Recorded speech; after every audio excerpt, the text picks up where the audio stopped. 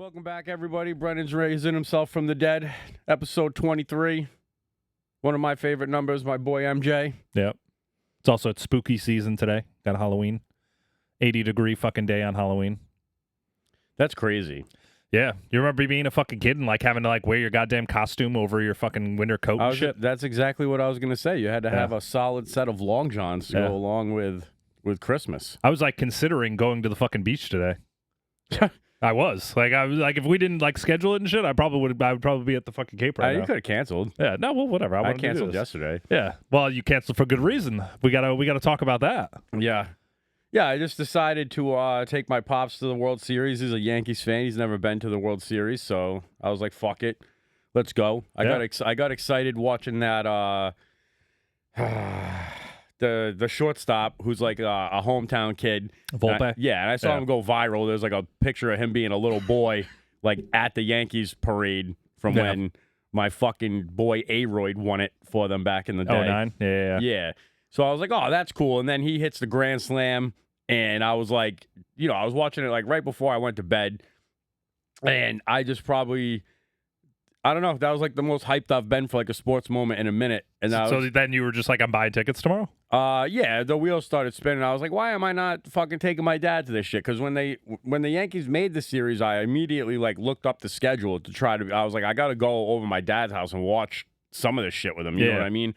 But the airport gig makes it tough. I got to be up early. The games don't start until 8. Yeah. It's like I pretty much would have to make the decision that I'm like sleeping at my dad's house. And you wouldn't be sleeping. 40-year-old man. Yeah, like, you wouldn't be sleeping. Last night's fucking game like got over at what, like midnight? 12:30? I'm not even sure. Yeah. So I'm going to watch a few innings, and it's like the distance isn't crazy, but it's definitely at least an hour and a half maybe in the car to get from Pawtucket to Coventry and back. Yeah. So pretty substantial time commitment, and then I think as I was looking at it, I was like, all right, I could do this game, and then I didn't foresee all the shifts that I pick up all the time like an idiot. Yeah. And I was like, all right, great. So none of this is going to work out.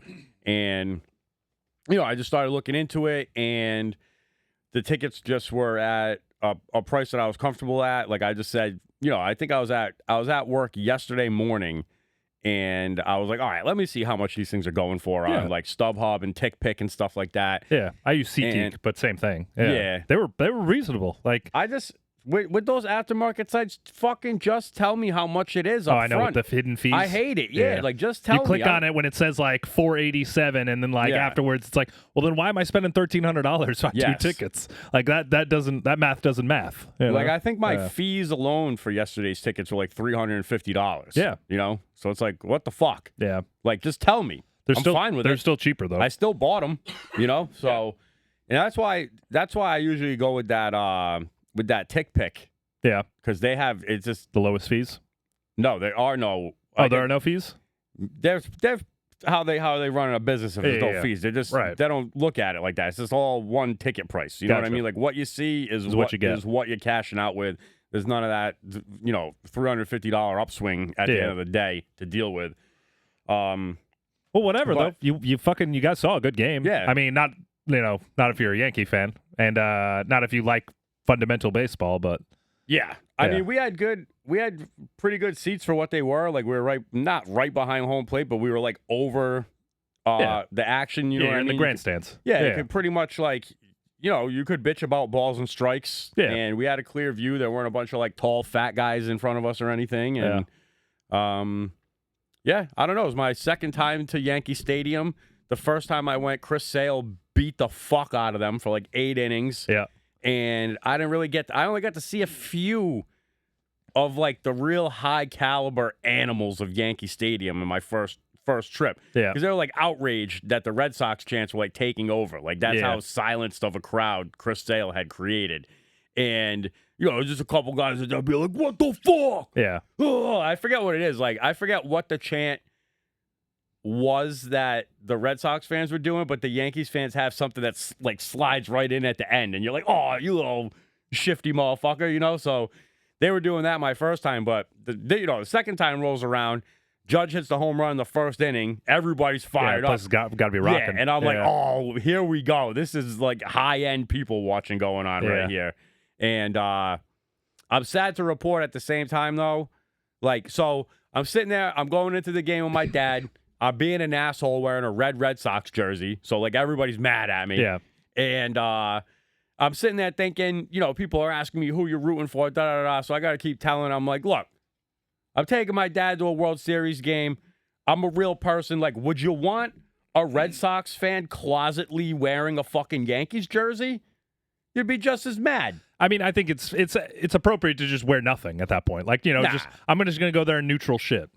I guess. I mean, it's the only baseball jersey that I had, and yeah, but you could just wear a sweatshirt. Rep my team. Yeah, I could. Yeah, I guess. But I don't know.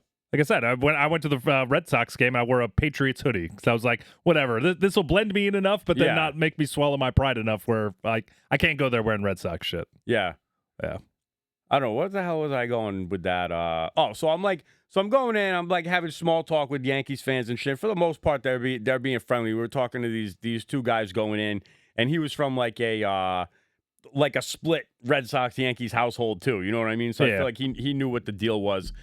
And I'm telling him, I'm like, I don't think that I'll ever forgive the Red Sox for letting Mookie Betts go. Yeah, like that was one of the all-time dumbest moves. Yeah, it's worse than Babe Ruth if you ask me. Like, this is modern. This is not some fat white drinking beer, eating hot dogs, not hitting against black pitching. Yeah, like, well, yeah, and that was also like during a period of time where what was no he? blacks, he was like no Hispanics. Like, we're just looking at like the fucking Aryan Brotherhood playing a backyard softball game at this point. So. Well, that was also like in that era where like the guy who owned the Red Sox at the time like sold him so he could fund like a Broadway show or something. Yeah, like it was like he had.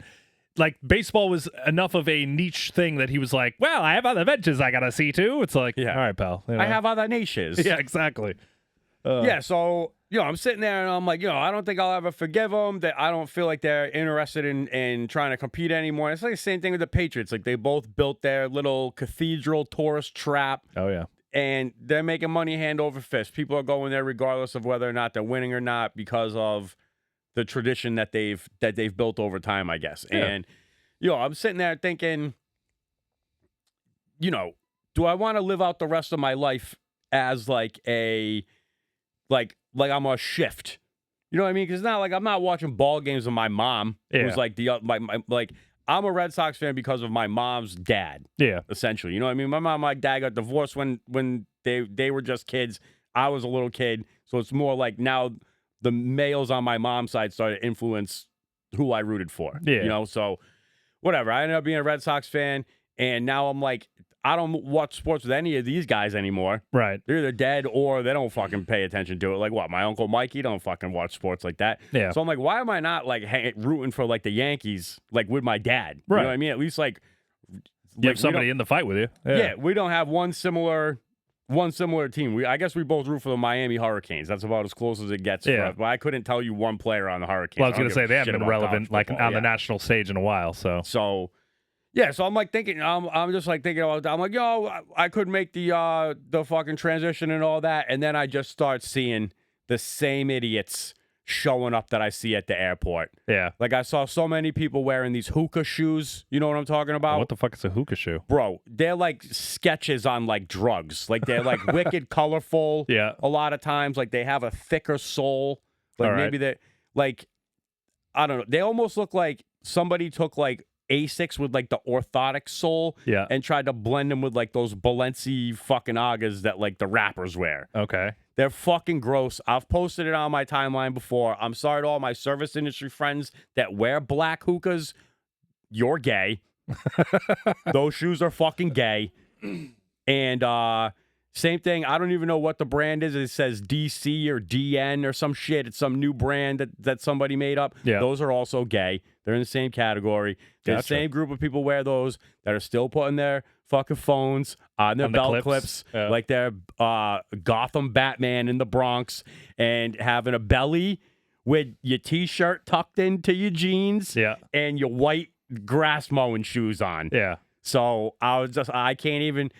Yeah, I was like this close to like buying in, having this like cathartic moment with my dad being like, all right, fuck it. You know what I mean? And then I just saw these animals and I was like, You know, I'm surprised we haven't talked about this yet, actually. You know the fucking animals that first Yankee Stadium game? The ones that ripped the ball out of Mookie Betts' hand? Yeah. You know Gronk is friends with them, right? I sent you that thing, I think. You did? Oh, I think I just saw that organically. Oh, yeah. All right. But yeah, Gronk's like, I know that guy. Yeah. He fucking went to Arizona. He's like, he was in college hockey and they were maniacs. Which, if you're getting called a maniac by fucking Rob Gronkowski, you must have been fucking wild. You must also have no cabinets in your household. Yeah. Oh, I figured you would fucking love that. Yeah, I love it because, like, that clip is on Good Morning Football. I think that girl, Kay Adams. Yeah. She's, like, talking to him, and, like, he goes off on this tangent. You could just see her be like, so I guess we're just not going to talk about football at all today. And I don't know, man. Gronk, him and Edelman have a new podcast called Dudes on Dudes. Yeah. Which is, I don't know if also they've been watching Touching Tips. I know. But I'm ahead of the curve here. Yeah. So they pick like 3 or 4 guys that they're going to talk about. You know what I mean? Every game. Like, I feel like they're still like feeling out the flow of the show. Yeah, but between that, Edelman's podcasts, like Gronk and Edelman put on a good show, man. Yeah. Yeah, I mean, I enjoy. They're both interesting, I guess. But those guys, there's already so many funny memes like that I saw this morning, and I forgot about this tradition, the crying Jordan face. Oh yeah. And I woke up, one of the first things I saw was those 2 dudes with the crying Jordan face superimposed on it. Yeah. And I was like, oh, do I start sending these to my dad already? No, Is it too soon? Yeah, I didn't send him at all. Nah, the fucking he wasn't even like, it was like the whole rivalry thing. He was just like being all fucking gay dad and being like, I'm spending time with my boy at the World Series. Nothing gets better than this. And I'm like, shut up, Dad. Like, I'm sure that were you bullying your fucking dad? No, but in my dark humor asshole head, I'm like, shut the fuck up. You know it would be better if the fucking Yankees won right now. You should have fucking Veritec'd him right in the face. Like, bam, fucking. Oh fuck man, you, Dad. that is so to talk. Let's highlight a few. Actually, the most rizzing that I got, I feel like on a whole, was from Yankee Stadium employees. Yeah, like the guy. So let's recap. They signed the paychecks. I got a red Kurt Schilling jersey on, and then walking in, I thought, which if you're gonna fucking wear a Red Sox jersey to Yankee Stadium, that's like top 5 worst ones you can wear. Like in my opinion. Well, I tried, I just mean like in terms of like hated athletes, like nobody fucking likes Kurt Schilling, not even Red Sox fans at this point. Yeah, so now you're really, fucking really dug himself a hole. Yeah. Well, let's state this: I didn't buy I got this Kurt Schilling jersey as a Secret Santa gift. From a coworker at TGI Fridays probably 15 years ago at this point. Shout out Tommy Rustin. I don't know what the hell happened to you. I know you had a little friend breakup with my man's Brad. I don't really even know what the problem is. You're still my man's. We also, shout out to Tommy. We went to a Boston Bruins San Antonio Sharks game together when they were both #1 seeds. I feel like you have like so many like friend fallouts. Like you... Like, you know, and not even your fault. They're just like ancillary. I feel like your whole life is like an episode of like the most like dirty Pawtucket, like Laguna Beach ever. These two kids came from so Texas. much drama. They're from Texas? College Park, Texas. I don't know where that is. I think some rapper that I like, Young Jock is from, shouts out College Park. Fuck, what are we even talking about, though? So we're talking about Kurt Schilling. We're wearing the jersey. So we're talking about the Kurt Schilling jersey, and also one of the few things that I kept from my grandfather's stuff was his like red, like almost like Terry Francona-esque like Red Sox jacket. Yeah. So I got that, being a New Englander prepared for it to drop once the sun goes down, but it never got cold. Yeah, no, it was like fucking 77. So anyway, I'm wearing all this fucking Red Sox shit. So I'm going. I got the tickets on my phone, so I got to scan in, and the guy scanning the tickets is like, "What the fuck?" And just like, fine, get in here. And my dad, every time my dad's like, "This is my boy. He's taking me to the World Series." He's like, "Fuck you." You know what I mean? Your boy is fucking stupid. Yeah, exactly. And you raised a piece of shit. Yeah. So then, leaving the stadium, it's like one of the beer guys. He's standing back behind there, and he sees me like just standing in line, and he's like, "It's your fault. It's your fault." He's just pointing at me. He's like, "What the fuck?" And then as I got closer, I kind of showed him the Schilling. I go, "Bro, I tried to bring some juju from somebody that knows what it's like to come back from 0-3. Yeah. And he's like, which didn't go well, I'm sure. Yeah. He goes, I was here for that. Fuck you. And I was like, all right, that's solid. And then two drunk guys, which I don't know if me and my dad could have beat these guys up. They were bigger than us. Yeah. They were just like fucking rolling around, not like drunk enough to not even be making eye contact, but we just walk by and they're like, what the fuck is this Red Sox guy? Yeah. And that was it. That's all I really got the Rizzlin from. Oh, so then we talk about the one fan that gave me some shit. She turns around. I'm cheering for the Yankees. I'm clapping when I'm supposed to be clapping. You know what I mean? You're being a good little boy in the stands. Yeah. I'm being, Because there are those dudes that go there in like a fucking Red Sox jersey, like on a game that isn't even like, it's like, Yankees, Dodgers, not even like, and they'll just go there specifically to fuck with Yankee fans. Like that's all they're there to do. Yeah. To me, I'm just going to be me. And it's like, if I'm going to a ball game, probably throw a jersey, I'm going to wear my fucking team. I'm not going to wear the fucking home team's jersey. No, yeah, definitely. I don't know. I'm going to be who I am. I go neutral on that. I wasn't going into this thinking that I was going to be the bane of all these Yankee fans. Like, I went into this hoping that they fucking won, so I see my dad have a good time. Yeah. You know what I mean? So, anyway, I'm cheering for the Yankees fans. I want to say, did Stanton hit a home run in this game?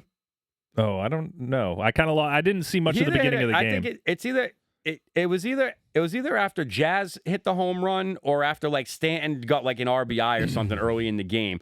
We're cheering. I'm like high five my dad, and she like turns around. She goes, "What are you even doing here?" No. And do you know who this chick looked like? You know who a girl comedian is named Natalie Como? No, she just got all like these fucking shitty like butterfly black and white fine line tattoos. She's one of those? Just like this like fucking New York fucking girl. You know what I mean?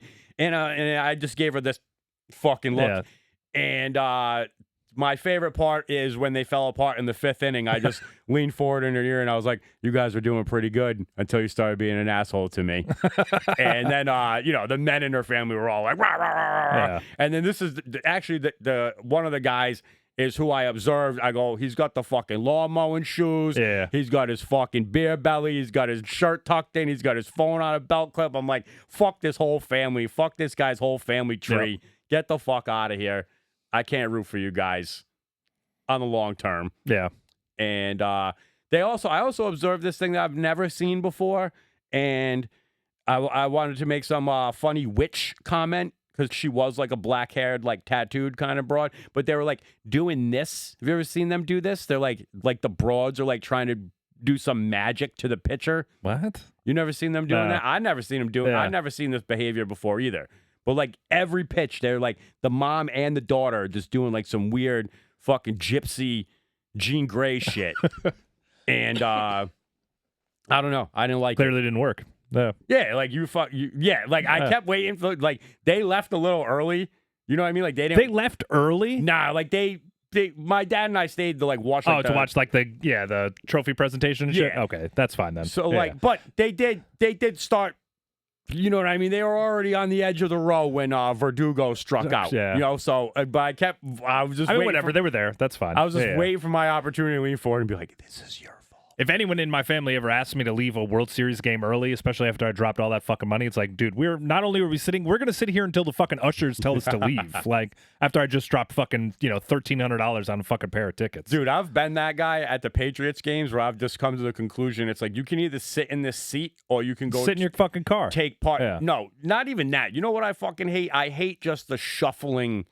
The herd? Yeah, like I will gladly just be like the last guy in line because I can't help myself when it comes to being stuck in the middle like that. I start trying to fucking get out. Yeah. You know what I mean? I start walking fast. I start getting annoyed with dumb people. I start fucking becoming a maniac. Yeah. And even then, it doesn't do you any good anyway because you get back to your fucking car and you're going to spend, it's going to take you an hour just to back out of your parking spot, Like...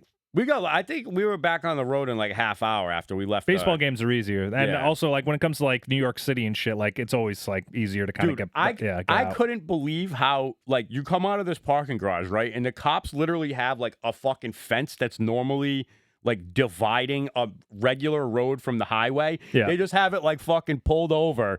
And they're like, no, like drive over this little median-looking thing onto the highway and just get after it. I was like, no, what? 0 to 70, I was like, go. this is the most New York shit ever. I was like, I don't even have any Timbs on right now to be handling this, but yeah. Now the fucking the people though that like were about to leave the game or whatever, or ready to leave the game. That reminds me of just like how fucking lousy sports fans are now. That Mookie Betts play, like from game what was that, game 4? That Mookie Betts play, fucking. Was a game, whatever the fuck game. What was. Are you talking about? Where they try to rip the ball out of his hand? I was watching that at the fucking bar with like a couple dudes who were just watching the game, and they were fucking terrible sports fans. But the guy was just like giving me one of these like, I can't believe they still allow this to happen in the 21st century. Like there should be a plastic dome that goes around the whole stadium that separates the fans from the field of play. It's like, you're fucking an idiot. It's like, are we just going to allow dumbasses to ruin everything for us? Like, you can't, like, you're going to get rid of the fucking Lambeau. I fucking hate the Lambeau Leap, but you're going to get rid of that because some fucking dildo can't, like, not fuck with Mookie Betts when he's going after a fly ball. You're going to fucking ruin my kid's chance of catching a home run or a fly ball because there's going to be a fucking plastic wall that goes around the whole fucking stadium. Yeah. It's like, it's the same people. I mean, look, that's the same people wearing masks at the airport for no reason. Well, yeah, 100%. But it's like, I get, that when the Nets or whatever went up, I understand, dude, like people died. I'm not here to watch people die on a baseball game. I don't want to see a little girl get hit in the face with a baseball. But if you sit in those fucking seats, you have to be aware of the fact that you could get hit in the face with a fucking baseball, You shouldn't have to dumb down the whole fucking experience in order for, like, the dumbest motherfuckers in the stadium to be able to go there without dying, That's what we're doing, bro. Well, it's just like, I don't know, That's man. why you have to stop drinking tap water. Oh, well, I think it's just honestly just everyone's so fucking stupid and it just doesn't even matter anymore. Anyway, that's what I wanted to get off my chest about that, though. Well, I think we're all fucking stupid because of the tap water and because of the fact that, like, Philip Morris owns all of the food companies. And they were like, look at how addictive these cigarettes were with these chemicals. Yeah. Let's put them in food. I don't know. And now everybody's dumb, fat, and slow, and we're like, oh, you didn't think that there were going to be consequences from a foul fucking ball? Yeah. Like, well, that's just it. It's just one of those things where they got the call. Nets, they got the call right. They was a fucking out, and whatever. No harm, no foul. But like the idea that like this means that we should like separate the fans from the field of play, it's like no. Or like even the fucking home run ball that wasn't the home run ball in the game 1 or whatever, the fucking double or whatever, which I think it was going to be off the wall anyway.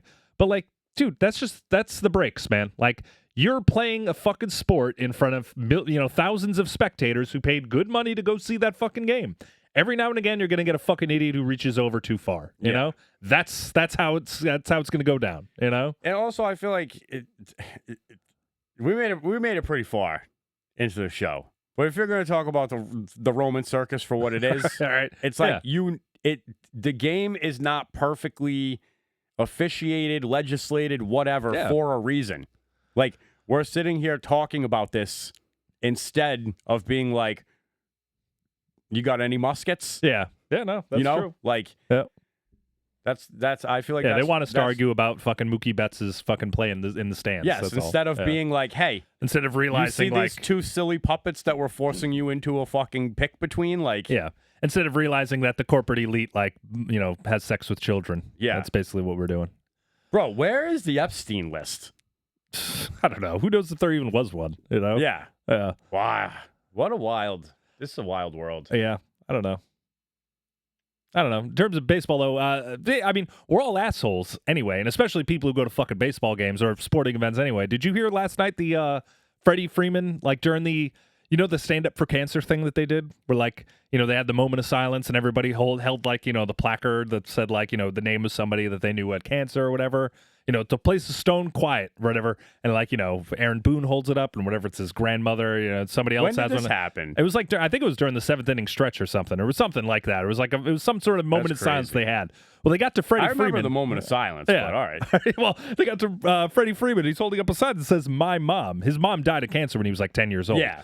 So he's holding up a sign that says "My mom," and all you can hear in this dead quiet, like Yankee Stadium, is some guy just say, "You fucking suck, Freddie Freeman." It's just like, whoa, dude. Like, Whoa. The man it's a moment of silence that the man is like holding up a placard for his dead mom that died when he was 10. Like, do you have no tact or no empathy whatsoever? No. Yeah. Animals of New York, bro. Oh, my God. Yeah, it's not just you, Dude, New York, though. That one, I do recall that now. Like, every time Freeman came up to bat, it was like, fuck you, Freddie. Yeah. Fuck you, Freddie. And I'm like looking around, I'm like, he's hit a home run in every game. Why don't you fucking be nice to this guy? Actually, like, he's gonna murder you right now. What are you doing? On the broadcast, there was one guy holding up a sign it was a good sign. It said, Freddie, please stop.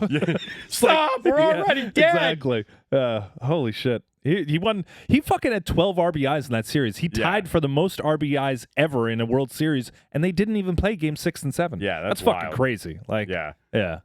Guy was a fucking beast. He's impossible not to like. I'm a fucking Mets fan. Like, if anyone should hate Freddie Freeman, it's me because of his fucking years of the Braves. Braves too, right? But it's impossible. The guy's he's such a class act. He took the Braves to the promised land. Yeah, too, right? He won a World Series with him. Yeah, no, I mean, like I said, I should not like him.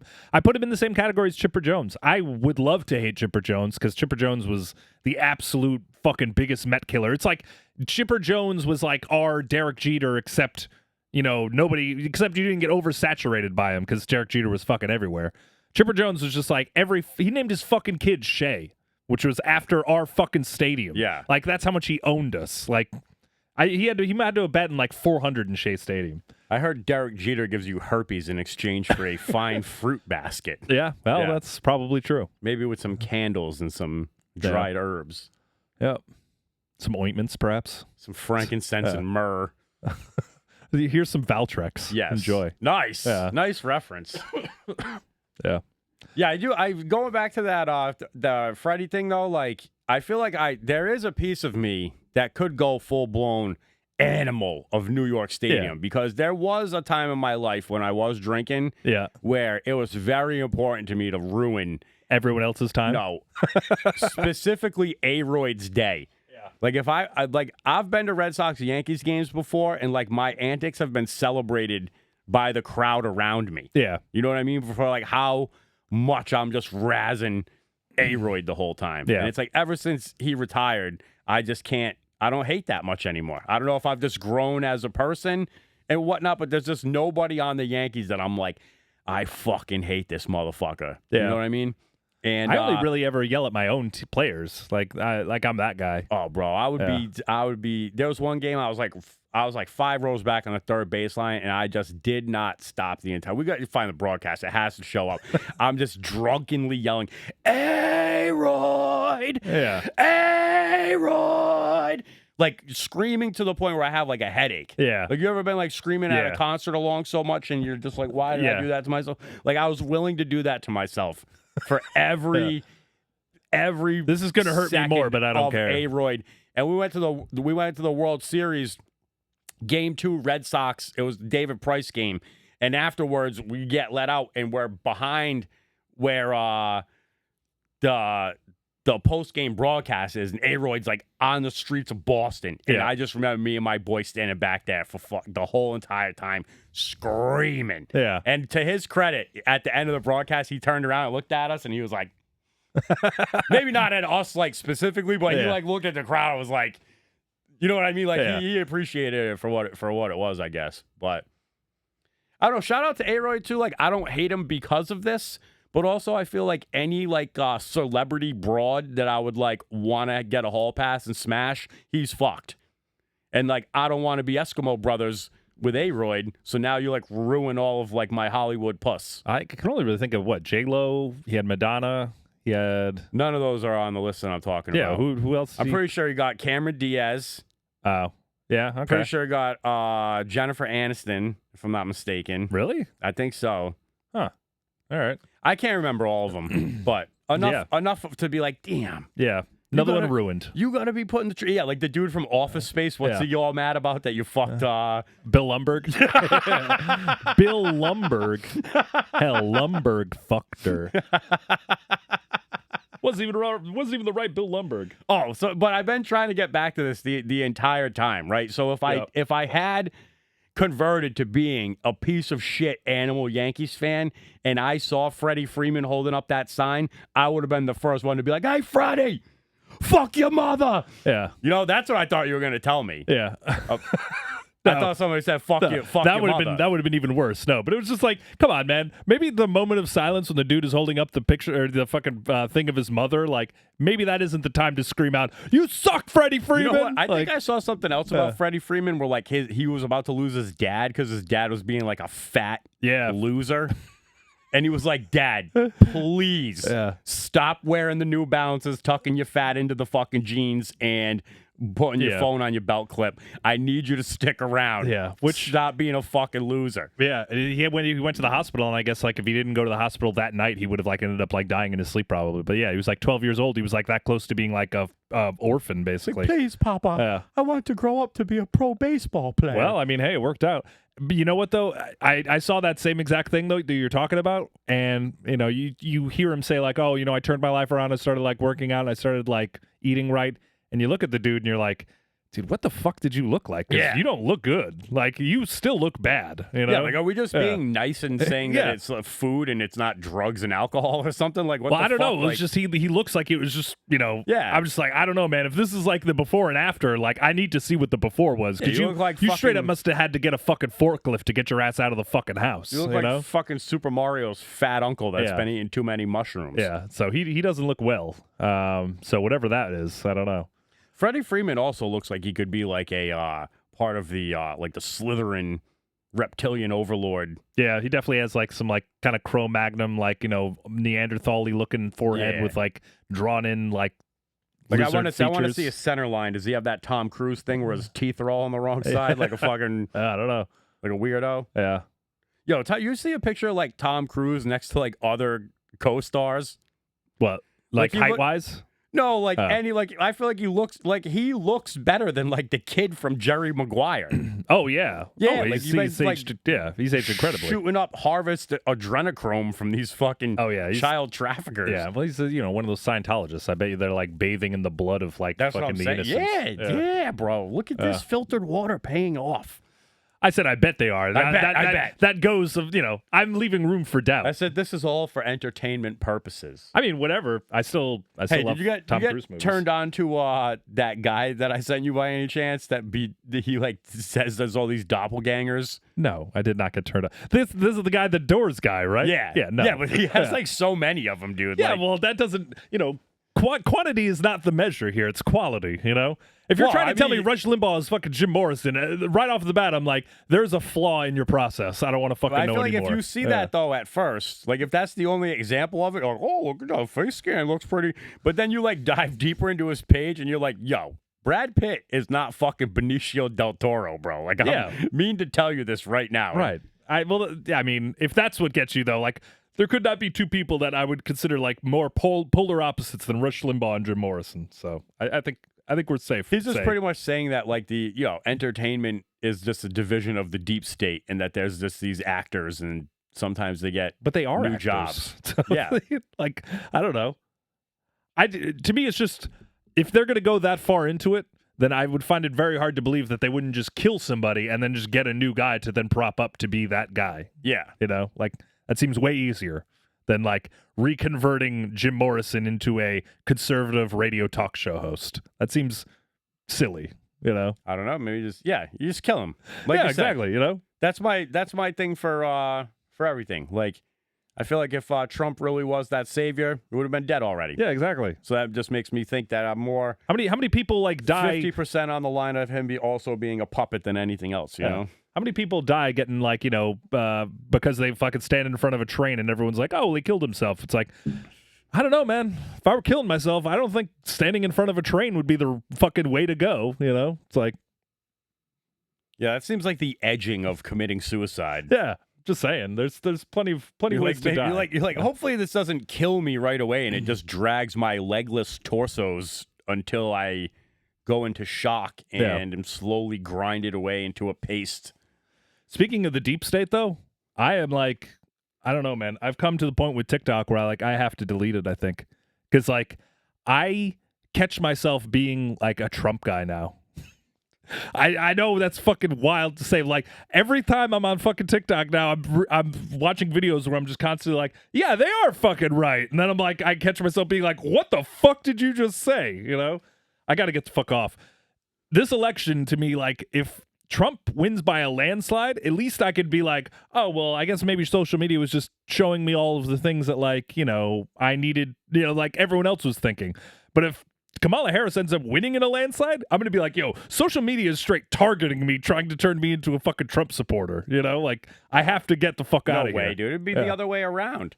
Well, I don't know. I don't know what anyone's motivations are at this point. You know, I feel like social media is owned by fucking Zuckerberg, and Zuckerberg is like, well, TikTok's like China, so maybe China wants to see Trump as president. There's no way, dude. There's no way China doesn't want to see Kamala Harris be the president. They're like, you're going to elect a woman. You're going to have a woman. Nice. Oh my God, we're gonna gain so much ground on you guys while she's fucking being an idiot. Yeah, I don't know. I don't know who to believe anymore. All I know is I'm being influenced, and I don't like it. You know, like, I gotta stop. You just gotta know. Yeah. I think you just gotta know that it's a fucking.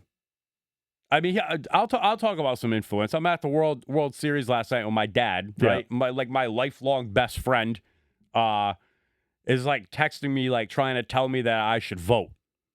God. You know what I mean? And I'm like, bro, because I had made a Facebook post.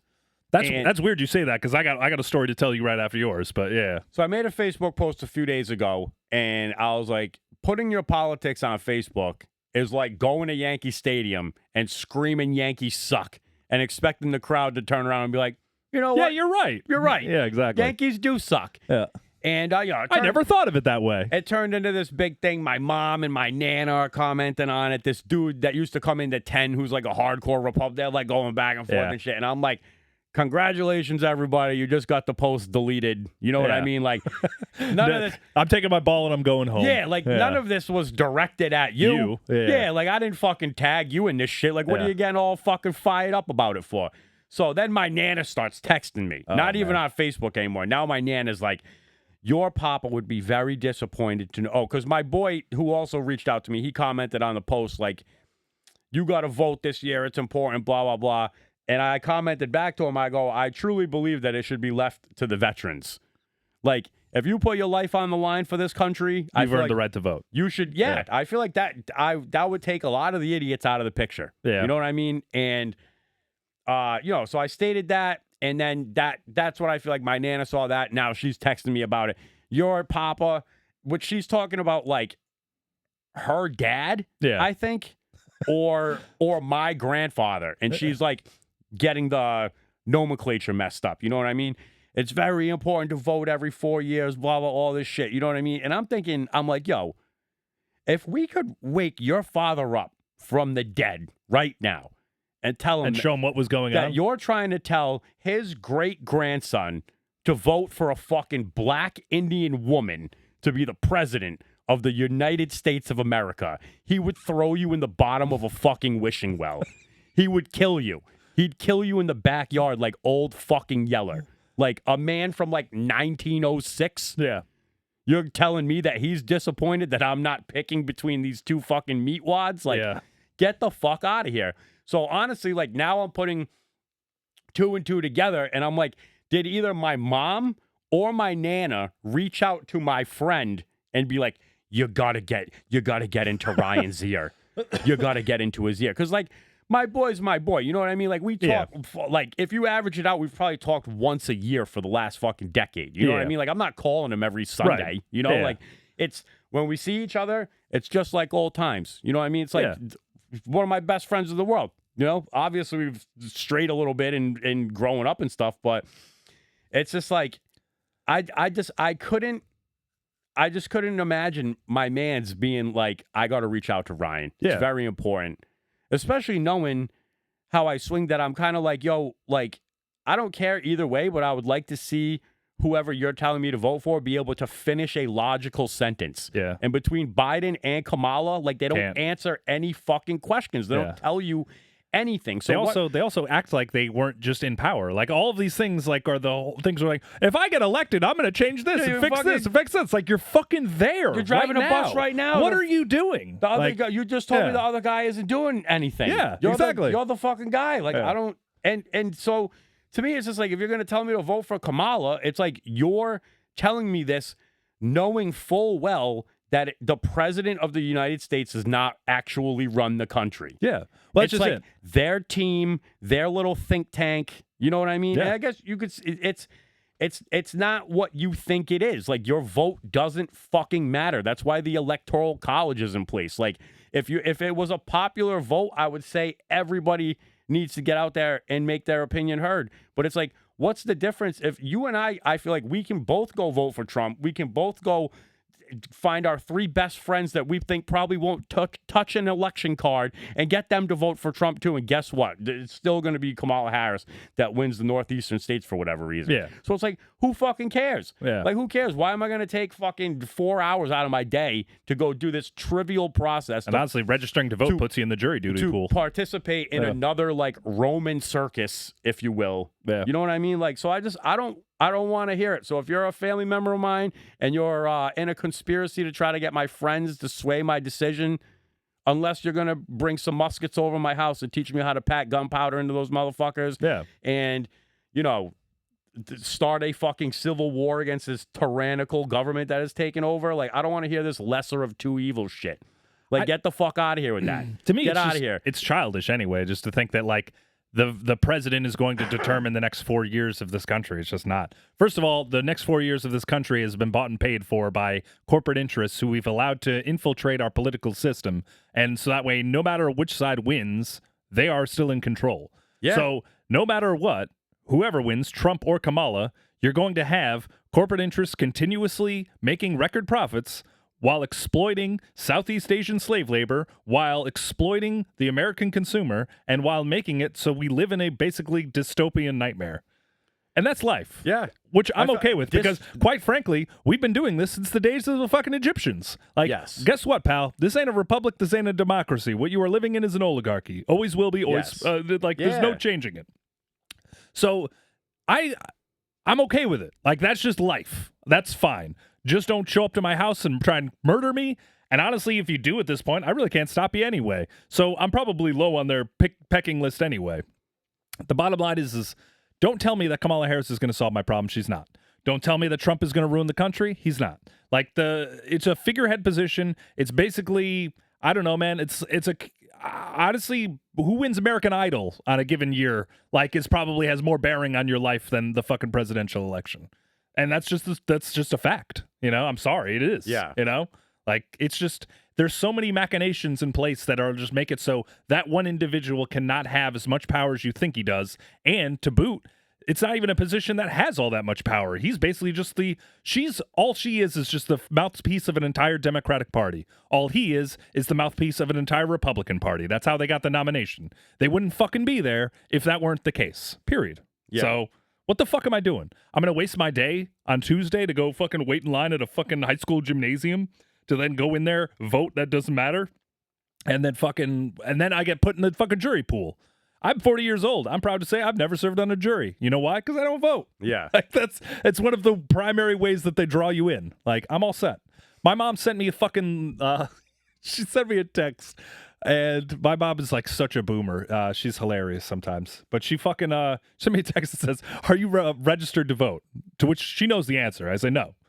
And then her response was, "Why? Do you want Trump determining our future?" It's like, lady, you're 74 years old. You smoke 30 Merit Lights a day, and you drink a case of Diet Coke like every week. Like, guess what? The future ain't going to be long for you, lady. Like, what are you worried about? The next, 36 days? Yeah. Like, chill out, I just don't understand that mentality, though, where it's just like they think that they're saving the world, and it's like, I'll be honest with you. Kamala Harris, like, the way that she's conducted herself in the lead up to this election, even if I felt strongly about the Democratic Party, like their stances, and like I felt like I had to be a party member, toe the line, get this woman in, I couldn't in good conscience vote for her because I don't think she could run a Best Buy. I really don't. Yeah. Like, she is incapable of forming a complete coherent sentence without just like falling back on canned answers that somebody else wrote for her in like a pre-election speech probably like 3 years ago. Yeah. Like, she doesn't say anything. And it's so transparent that she just has no fucking idea what she's talking about on any subject. Yeah. You know what it is I work, I'm kind of like, I do like a day gig thing where I do a lot of like, you know, I'm not going to really go into it, but basically I'm exposed to like very much like the business corporate jargon where it's like, you know, you use the word leverage a lot and there's all sorts of, you know, robust platforms that are being harnessed. It's like that kind of like nomenclature, that kind of like words and shit.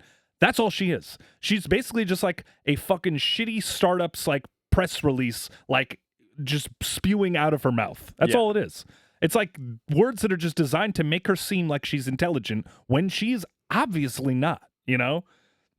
So, I mean, that to me is what it's hanging me up on that. And Trump obviously is a fucking dickhead. He's a piece of shit. I'm not going to sit here and defend that dude either. He obviously is, I mean, he probably is a fucking pedophile. He's definitely in that like corporate elite kind of like shit where it's like, he's in that like Epstein rubbing shoulders like esque Bro, shit. He used to be like backstage at the Miss America pageant. He used to be best friends with the Clintons. Like, so like, yeah. So I mean, in terms of that, like, I don't trust this dude either.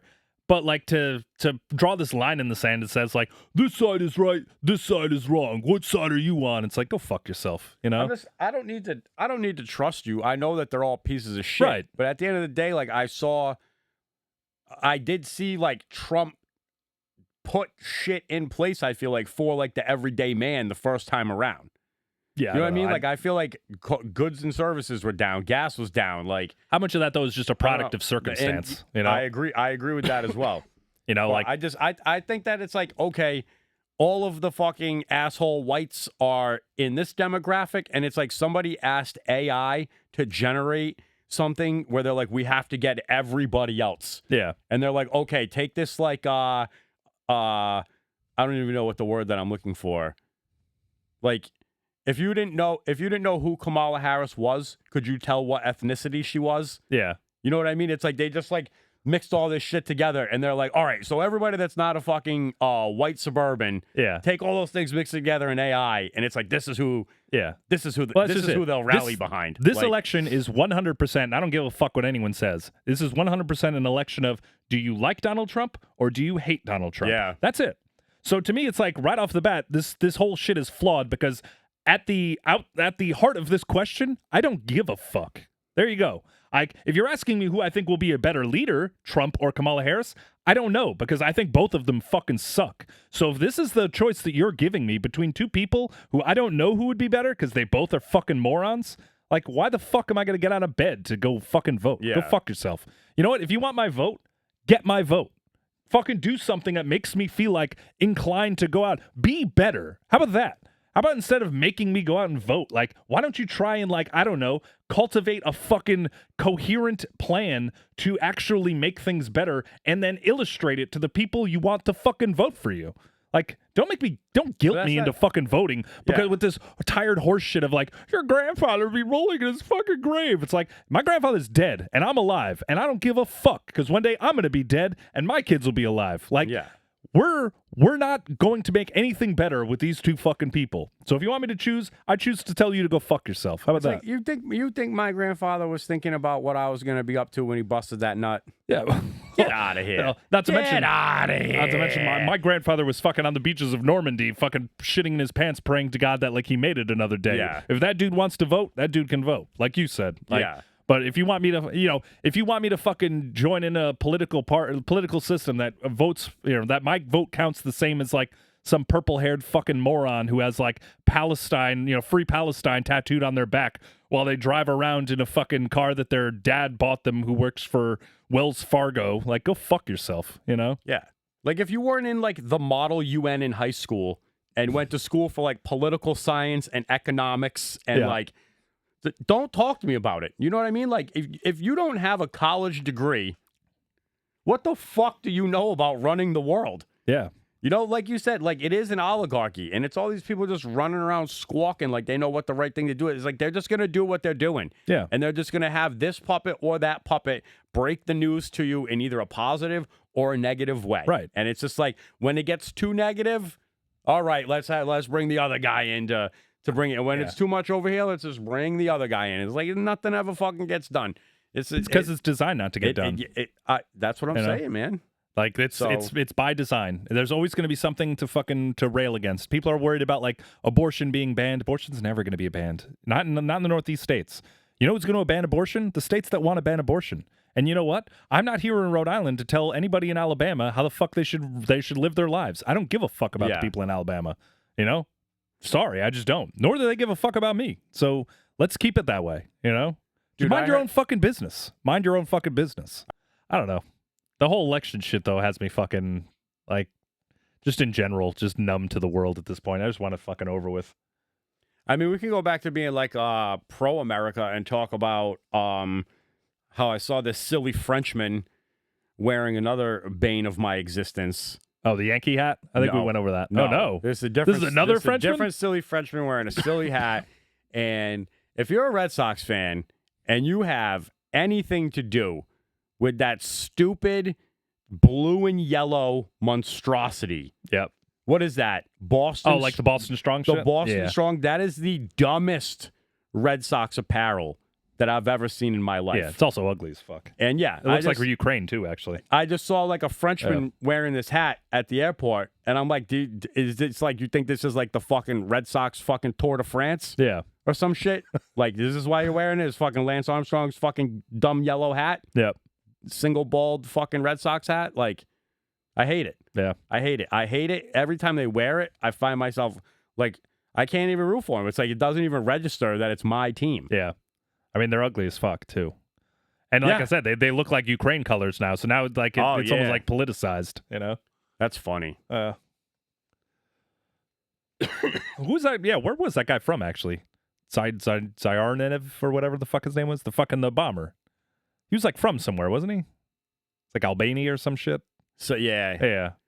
It's more, dude, that's a war-torn area. Yeah, but there's like a crazy story. Like if you look into that Boston bombing thing, there's like a home invasion murder that's also like tied into the investigation. Yeah. And there's also like whoever got murdered or whatever the situation was, they're like pushing weight when it came to weed. Oh, really? And yeah, they were like mad, like it's like the peas were like ripped open and there was like blood all over the weed and shit. Like, so I don't know if there was something like, you know, this kid was like moving weight to like get his funds up for the attack. Yeah, you know what I mean? And then some other like Allahu Akbar motherfucker came through and was like, this isn't how we be fucking doing this shit here. And yeah, like there's definitely like a weird like murder of a drug dealer or something like that involved in that too. And also there's something where one of the older brother was like an amateur MMA fighter. Okay. And I remember hearing this, like somebody had shared this post that he was like an amateur MMA fighter. So I Googled his record. Yeah. And then I found like him. Not him. I found a guy that knocked him out. Yeah. In MMA. And I looked him up on Facebook and I was like, bro, I just fucking put two and two together, and I was like, if you're the right guy, you knocked the fucking Boston bomber out, bro. That's fucking awesome. And he never responded to me on whatever, but well, that's cool. Yeah. That's wild. Did they find him like hiding in a boat or something? Yeah, all bloodied up, like in the boat, being a backyard, being a big baby. Yeah. What a wild. What did they do? They had like fucking backpacks that blew up. They made like fucking like a pipe bomb. Yeah, basically. I think it was like the fucking Atlanta bombings too, like in the Olympics and shit. Basically, just that they had a couple backpacks like the finish line and shit. Wasn't that the Atlanta bombings? Like the guy made that shit up, so he would look like a hero. No, the opposite. The media like made it seem like he was like making it up to seem like a hero, and it turns out he was a fucking hero. Really? Yeah, they made that whole fucking movie about him. What was his name? Richard Jewell, I think. But yeah, he was a security guard, I think, who fucking saved the lives of a lot of people, and like the media just totally like completely steamrolled him because he was, a fucking fat loser looking kind of guy who he would have had a belt clip. Oh yeah, 100%. Sure. Yeah, but like let me get my facts straight actually on that first, but I'm pretty sure he actually was a hero. I don't know, man. I think that if you asked me if we were playing trivia right now, I wouldn't even like phone a friend about it. I would say that he planted the bags to make himself look like a hero, and they figured out through like camera evidence that he was like, he did it. He was a hero. He He alerted the police during the bombing, discovered a backpack containing 3 pipe bombs, and helped evacuate the area before the bomb exploded, saving many people from injury or death. For months afterward, he was suspected of planting the bomb, resulting in adverse publicity that came to symbolize the excesses of law enforcement and the news media. Yeah, so basically he was hailed as a hero, and then the media like fucking made it seem like, oh, this dude definitely planted it just to be a piece of shit. And the guy was like, no, I was a hero. And it was one of those things where it's like, now the next time this happens, somebody's going to think twice about fucking reporting it. Yeah. What happened? Did somebody walk by that backpack at the Boston Marathon and say, I don't know what that backpack's doing there, but that ain't my job, you know? Like, yeah. Is that what happened? Maybe, you know? So, fuck the media again, you know? Yeah, I don't know. They crucified that dude, made everyone think that he was the fucking villain when he was like, I was the only motherfucker that was helping, you know? I feel like I'm from some alternate timeline where it's like the Berenstein Bears and Artie Lang is dead. Yeah. And well, no, that's what I'm saying. Is like they made it so publicly known that he was the guy who did it or the guy who was responsible for it that like when they finally did like print the retraction where they were like, well, actually he was a hero. Never mind. It was just kind of like, they're you know, it was like a footnote. Yeah, it's too late. Yeah. You're already just like, yeah, fuck that guy. He was the dude who did it. They're like, know? Nah, bro, Sinbad is definitely in a genie movie and there's nothing you can fucking tell me to You cannot convince me otherwise. Yeah. Oh, but that's the power of media. Yeah. All right. We got anything else on this fucking thing? I don't know. I can't bring it back to a hospitality story. I came across this other man at the airport that I've held in high regard because I always see him moving, and I'm like, oh, he's a fucking fast walker too. Yeah. But I was taking a shady recording of him because I caught him being fucking super gay. I think he is gay in real life. Was he blowing a dude on the walkway? No. See, this is what I wanted to say in the intro. Like, I'm fucking bringing back gay. Like, I'm not calling people gay? Yeah, like, I'm not calling you a fucking a man-on-man cocksucker. I'm just calling you gay. Yeah. Like, that's fucking gay. Yeah. You know what I mean? And what's gay, and I don't care if you're actually gay or not, is wearing Crocs with ankle socks and, like, pilgrim pants that, like, show off a little bit of your shin. Yeah. What the fuck? What the fuck, dude? Pilgrim pants, I love that. They should make like, Crocs with belt buckles on them. Dude, this dude's wearing, like, white Crocs with fucking, like I just said, that whole setup, right? So I see this dude. He's walking fast. I don't really notice his fucking stupid gay footwear at first. And then I see him, and I'm, like, zooming in, and I'm, like, I think I was, like, going to send it to Zach or something. Yeah. You know what I mean? I'm, like, zooming in on this guy. So then a couple of days later, I see him, and I'm like, and he's like, he's a few in front of me. I go, yo, I'm gonna track down this fast walker. I'm gonna see what this fast walker's all about. And I got him, and it was never a competition because I thought he was gonna go full blown like gay diva man on me and be like, you think you're walking faster than me? We were gonna be in this fucking like thing on the moving sidewalk, just cruising. But he folded right away. Yeah, folded. Well, I mean, he didn't have what it takes. He didn't have the right stuff. You got to be a champion if you're gonna be walking down those walkways. Yeah. I think I shaved like a couple seconds off my PR too. Yeah, just being a psycho. There you go. I mean, you're just reaching for the stars, you know? It's like all about, like, I'm like going down the escalator mad autistic now. I'm like making sure my fucking, there's like no. You're like at the starting line. You're like, you know, you're set up with like your feet in a certain way. Yeah. You're like, once this fucking hits the ground, man, I'm off. Like, I feel like in game 4 of the Yankee series, there was like a double play that didn't get turned, and they were like criticizing the guy because he like threw the ball too high. So the guy had to like come up and then like reset to do it. And like, that's what I'm eliminating. You know what I mean? I was so swift down that escalator. It's like looking like a glitch in the Matrix, bro. Yeah, you don't even know. Yeah, you gotta hit it when you're just right. I also had like I keep feeling like I become like this like local celebrity at the airport amongst like the other staff members because I just get in crazy situations like this. So we had to get new badges, and they give me a badge, and they don't have my name printed on it, right? So I just think, okay, why was my fucking name, my full name, being presented to like my customers anyway? Yeah. You know? So I just figured, they're getting with the program. They took our fucking names off. You know, like there's still a picture of me, you know? Right. Like, it still matches up. Like I didn't think anything of it. You know what I mean? So then I've been getting through for like a week. Nobody said anything. It just says the name of the company that I work for and sterile. Like that's like the classification of the badge. Sterile badge. So now we got this one try-hard lady. She's wearing a mask, of course. and she's like, your name's not on it. I can't. Da, da, da, da, da. Like, yeah. And, then like the airport police chief needs to come down, and he's like, that's Ryan. No, he should be at work right now. Yeah. Like, I'm trying to get my coffee already, and they made me fucking wait for like, I was probably like a solid half hour late to like getting through just on like this dumb shit. Stupid technicality. Of like, yes. But like now, like every time I go through, I feel like the other employees, like they don't like this broad that works there. You know what I mean? So you're like the hero? Every time I come through, they're like, she shouldn't have given you such a hard time about that. I don't know what her fucking problem is.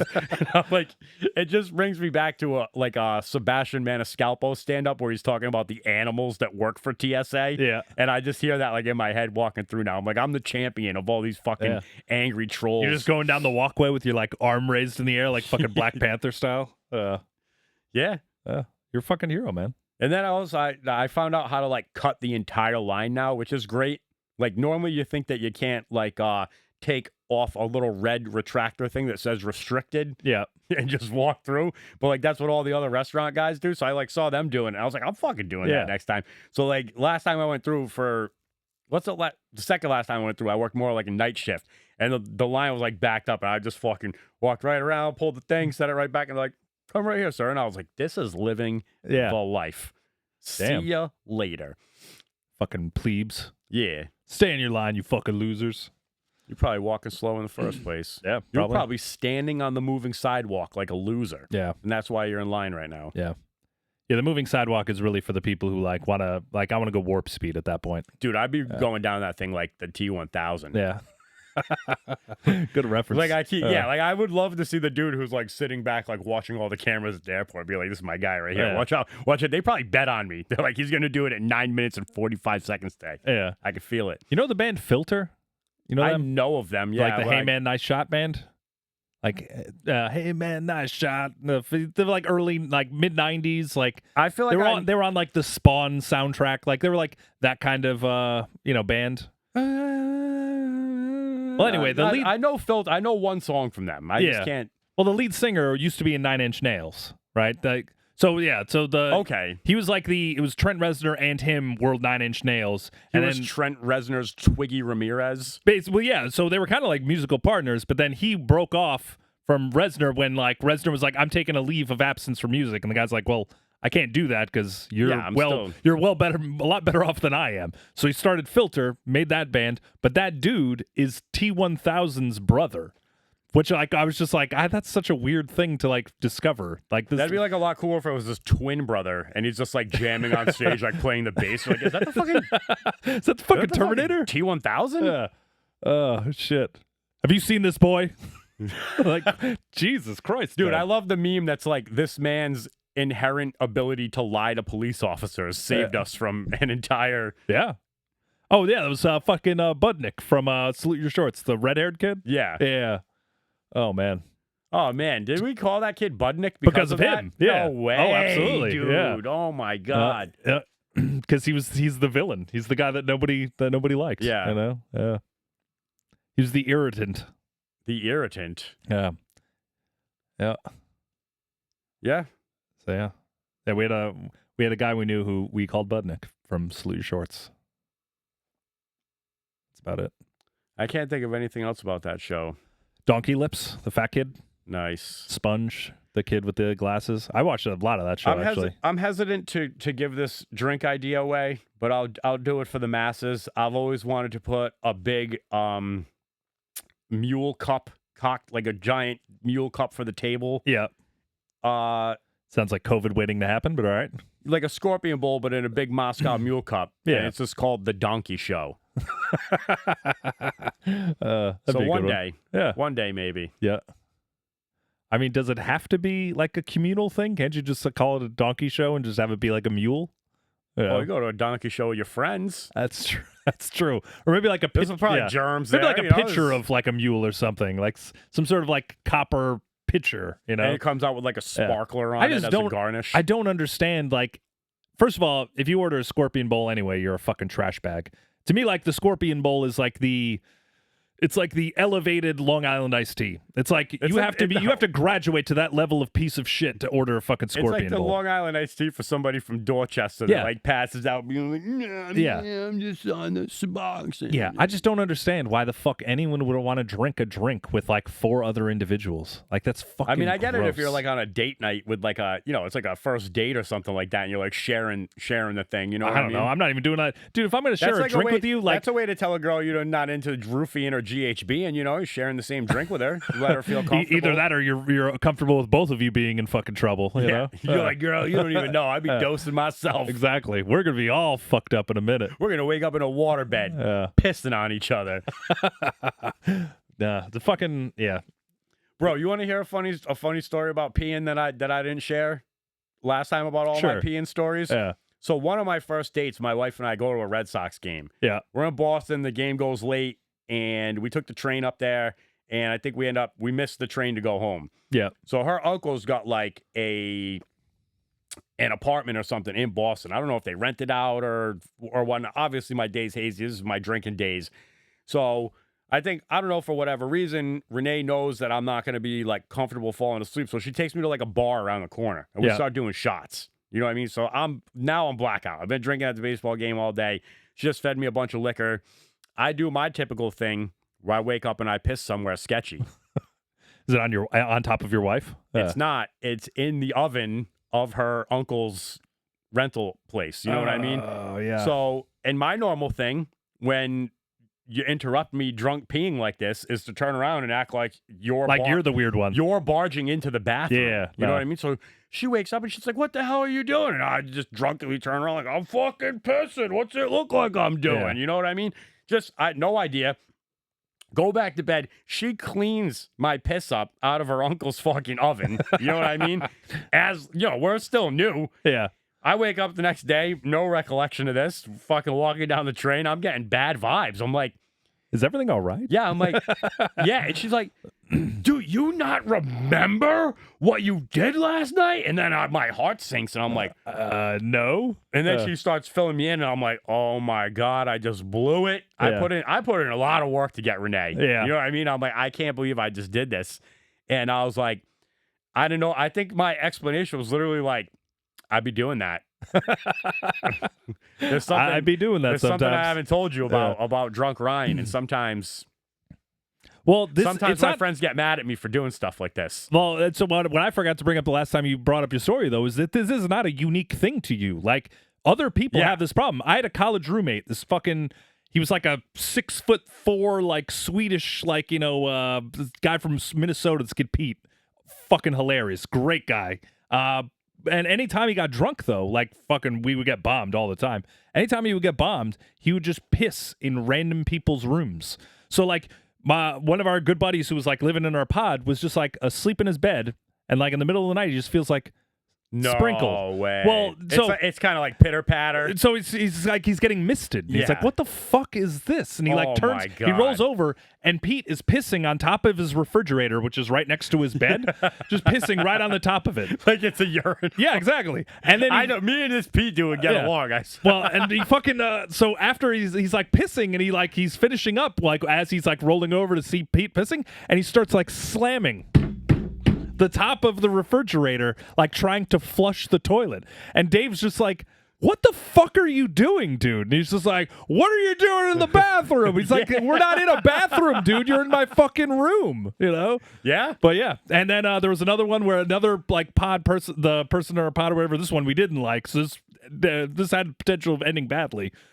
Pete walks into his room and he has like one of these like traffic cone things, like, just as whatever, just something in his room, kind of like it's a decoration kind of thing. Stole it. Yeah, exactly. Stole it. It's like one of the big ones. So the guy wakes up to like the sound of like somebody in his room, and like it's like in the middle of the night. It's dark in his room, and he's just hearing like this somebody like the sound of running water, and he looks up and there's just like a 6'4" Swedish guy with his dick in the top of the fucking cone just pissing into it. And he's just like, what the fuck are you doing in my room?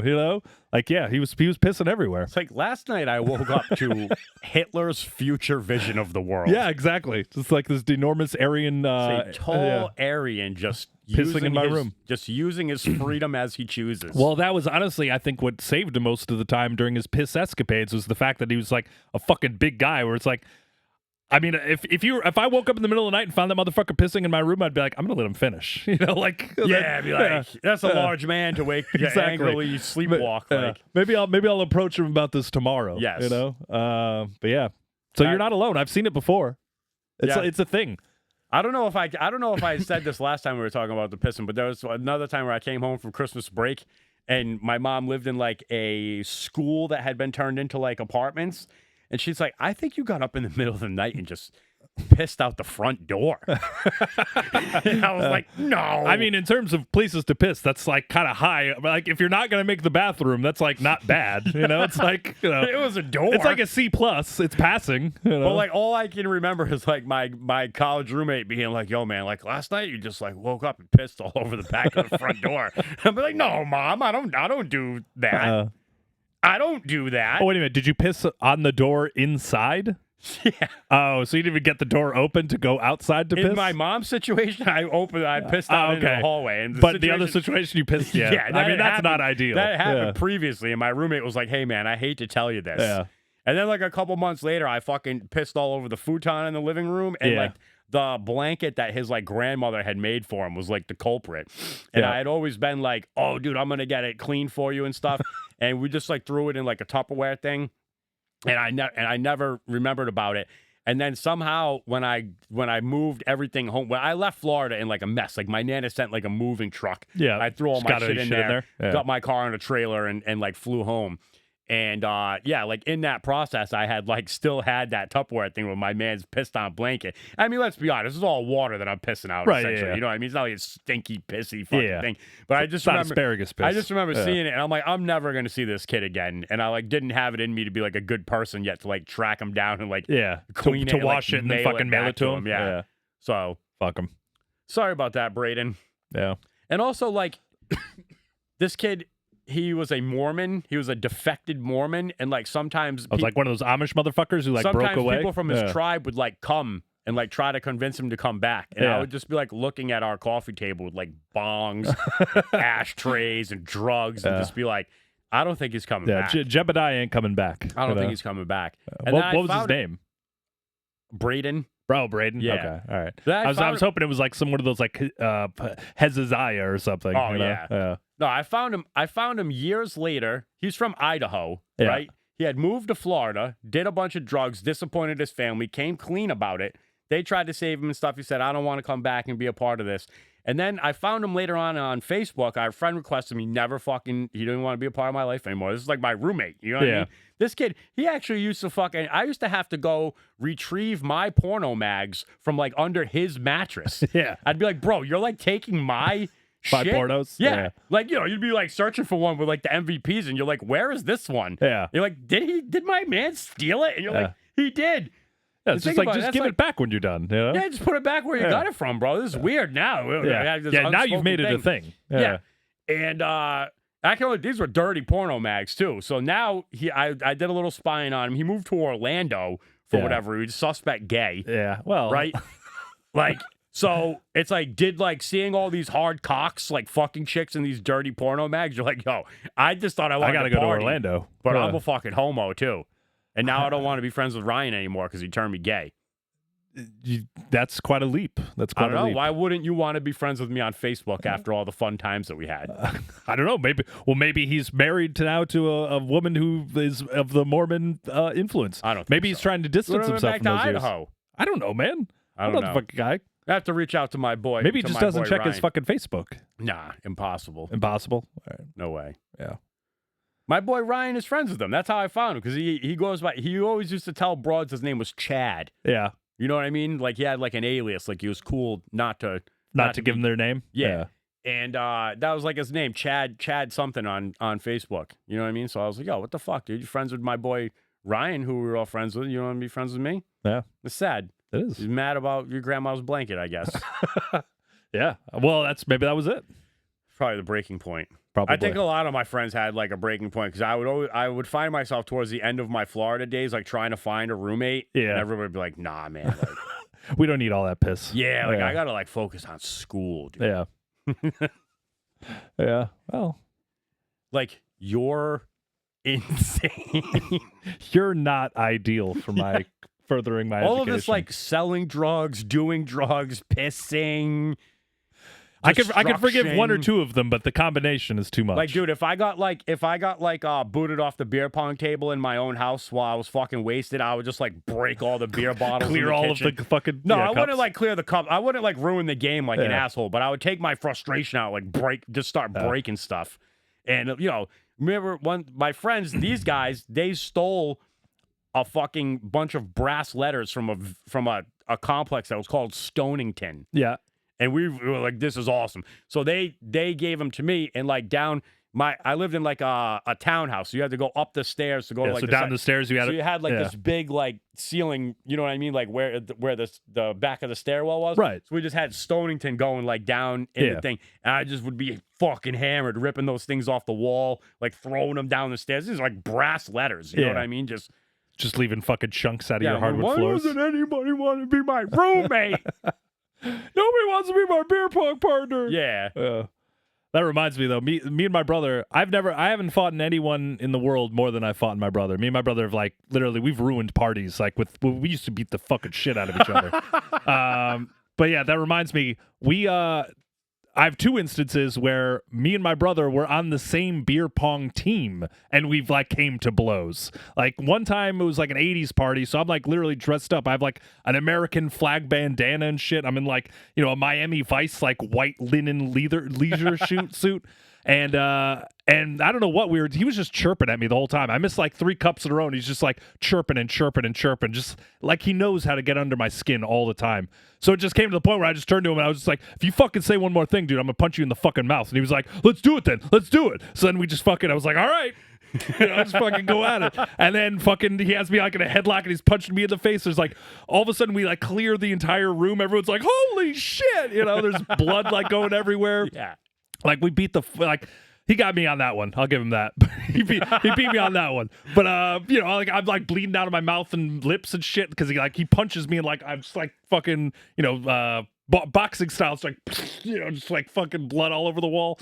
And everyone's just like, I can't believe you guys are fighting. You're brothers. It's like we do this all the time. Yeah. And then another one where we had this buddy. He's a fucking big guy named Dolan. He was I think he's like a Johnston cop now, actually, or something. But he was a fucking big guy, and he used to like bounce at bars and shit on like Thayer Street. Like he was just universally known as like a guy you didn't fuck with. He's just a huge, absolute mammoth human being.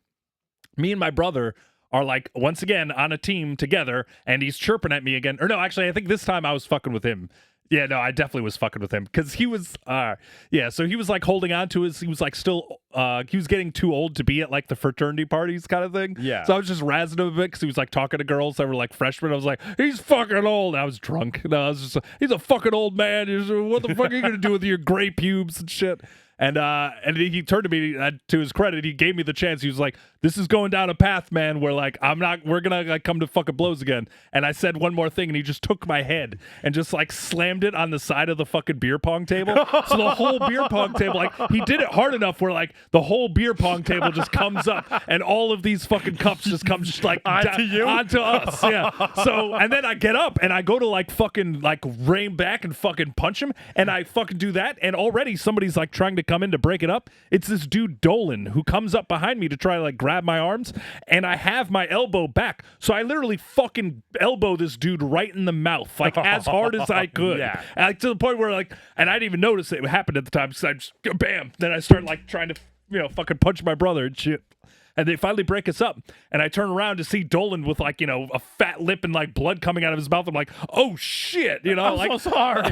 Yeah, I was like, oh man, I'm going to get the fucking shit beat out of me now. But luckily he was just kind of like, yeah, it's all right. He'd been bouncing long enough to like, yeah. He'd been in the scrum enough to know I didn't intend that to happen. But yeah, that was just, me and my brother used to just get in wild fights all the time. Especially like during that like 18 to 23, we were living with each other. And, like in a Woonsocket apartment. So all we would do is just drink and fucking yell at each other. And yeah, but it was good times. That's funny. I remember like looking at your brother for like Hyde Cabbage's outing and be like, "You're not fucking doing any crazy stuff." And he's just kind of like, now he's like, "I've been there, man." Like, yeah, no, he's me and Brendan been fighting for like 35 years. Yeah. Well, we took him on Chandler. You know that kid Chandler that we're friends with? Yeah. Yeah. He went to his bachelor party, and that was when I was still drinking, not like quite as heavy, but I was drinking then. And so I started off my day. I was just like pounding beers. But I knew myself well enough to know I was like, I'm sticking to beers. That's all I'm going to do today because this is a long thing. Things started at like fucking noon. So it was like a whole day like party bus situation. But I was just pounding beers. And my brother turns to like one of his friends who's, we're going to have to watch Brendan today. He's hitting him pretty hard, because I was like 8 beers deep in like 45 minutes, But then what ended up happening is they started passing around a bottle of Bullet, like a fucking huge bottle, and my brother started like taking swigs off it every time it came around. And lo and behold, what ended up happening, he got so fucking bombed, like annihilated. We went to like some chicken wing spot or whatever, and like this is like a collection of people. It's like, I know my brother, I know Chandler, I know like maybe one or two other guys, but the rest of the dudes, like I don't know these fucking dudes. Yeah. They're like friends of his from like New Jersey and shit. So like I'm trying to stay on my best behavior. Like I don't want to I don't want to start shit with like these people. Like I don't know them. My brother though is like at this chicken wing like place, and he's just fucking with this kid, just constantly being like, and I don't know how he got it in his head that like this guy had like weed that he wanted to sell to us, but at no point in time did anyone like discuss this at all. My brother's just like, give us the weed, Ray. Ray, where's the fucking weed, Ray? Give us some weed. Shut the fuck up, Ray. Give us the weed. And this kid Ray's just like, I don't know what the fuck this guy's talking about. Keep doing this. Yeah, exactly. Me, yeah. So my brother's just fucking berating him, and it's gotten to the point now where I'm literally like carrying my brother out of like this chicken wing place, like, and it's like 4 PM. It's like just way too early. And he's like, I gotta piss, so he's pissing up against the wall and putting like this fucking chicken wing place in Pawtucket, like just like in the middle of broad daylight, like in the middle of the day, pissing on the side of this building, and I'm finally like, I have to get this fucking guy home. So I throw him in a fucking Uber, and the Uber driver's not happy to see him. I'm like, listen, man, if anything happens where he like does something or throws up or something, I'll take care of it. Don't worry. But I fucking get in the car with him to make sure he gets home. I'm dropping my brother off at like fucking whatever it is, 3:30 in the afternoon to his wife and child, absolutely annihilated, And I just sit him on the steps or whatever, and he starts talking shit to me then, So he's like, he's like, oh, fuck you, you fucking pussy, fucking. And I literally just get in his face, and I'm like, don't you fucking make me come back here today. You make me come back here today, I'll fucking kill you, just like, it's like, God damn. But since then, he's gotten his shit together. I mean, we both have. We're getting too old for that shit now. I mean, I don't drink at all anymore, but we both have that in us though, that fucking like angry, like just shitty dickhead, like that's drunken like behavior. Yeah. Well, that's just it. It gets to the point, the older you get, man, you're just filled with like so much like repressed anger and disappointment that it's just like, dude, I want to hold on to my mental state, because the moment I let go of this shit, like it's anybody's guess where this fucking show ends, So that's kind of that's at least I just got to the point with drinking where I was just like, I'm an asshole. I don't want to be an asshole anymore. You know? Yeah, that's pretty much where I was at. So it was like, Ryan, you run the risk of getting into an unskilled fight with a cauliflower-eared man every time that you go out. You know what I mean? Like, you're the first one to talk shit. You're the last one to stand down. Exactly. You're the last one to turn a drink or a shot down. Yeah. You're going to fucking leave here driving a car with modified exhaust that sounds like fucking hell. You know what I mean? Yep. Like all of the attention is like on you. Yeah. Like you're either going to end up in jail or like, I don't know how I got my ass kicked last night, but it happened. Yeah. Yeah. That actually reminds me of my bachelor party in Atlantic City. I had it was like a bunch of us, my brother, like a bunch of my friends and whatever. But then there was also one guy who was kind of like friend-ish. Like he was like a guy I knew. His wife was my wife's friend. And he was a big guy. This guy Clinton. He was like a fucking an old Iraq war vet or whatever. So I thought he was like a cool enough guy.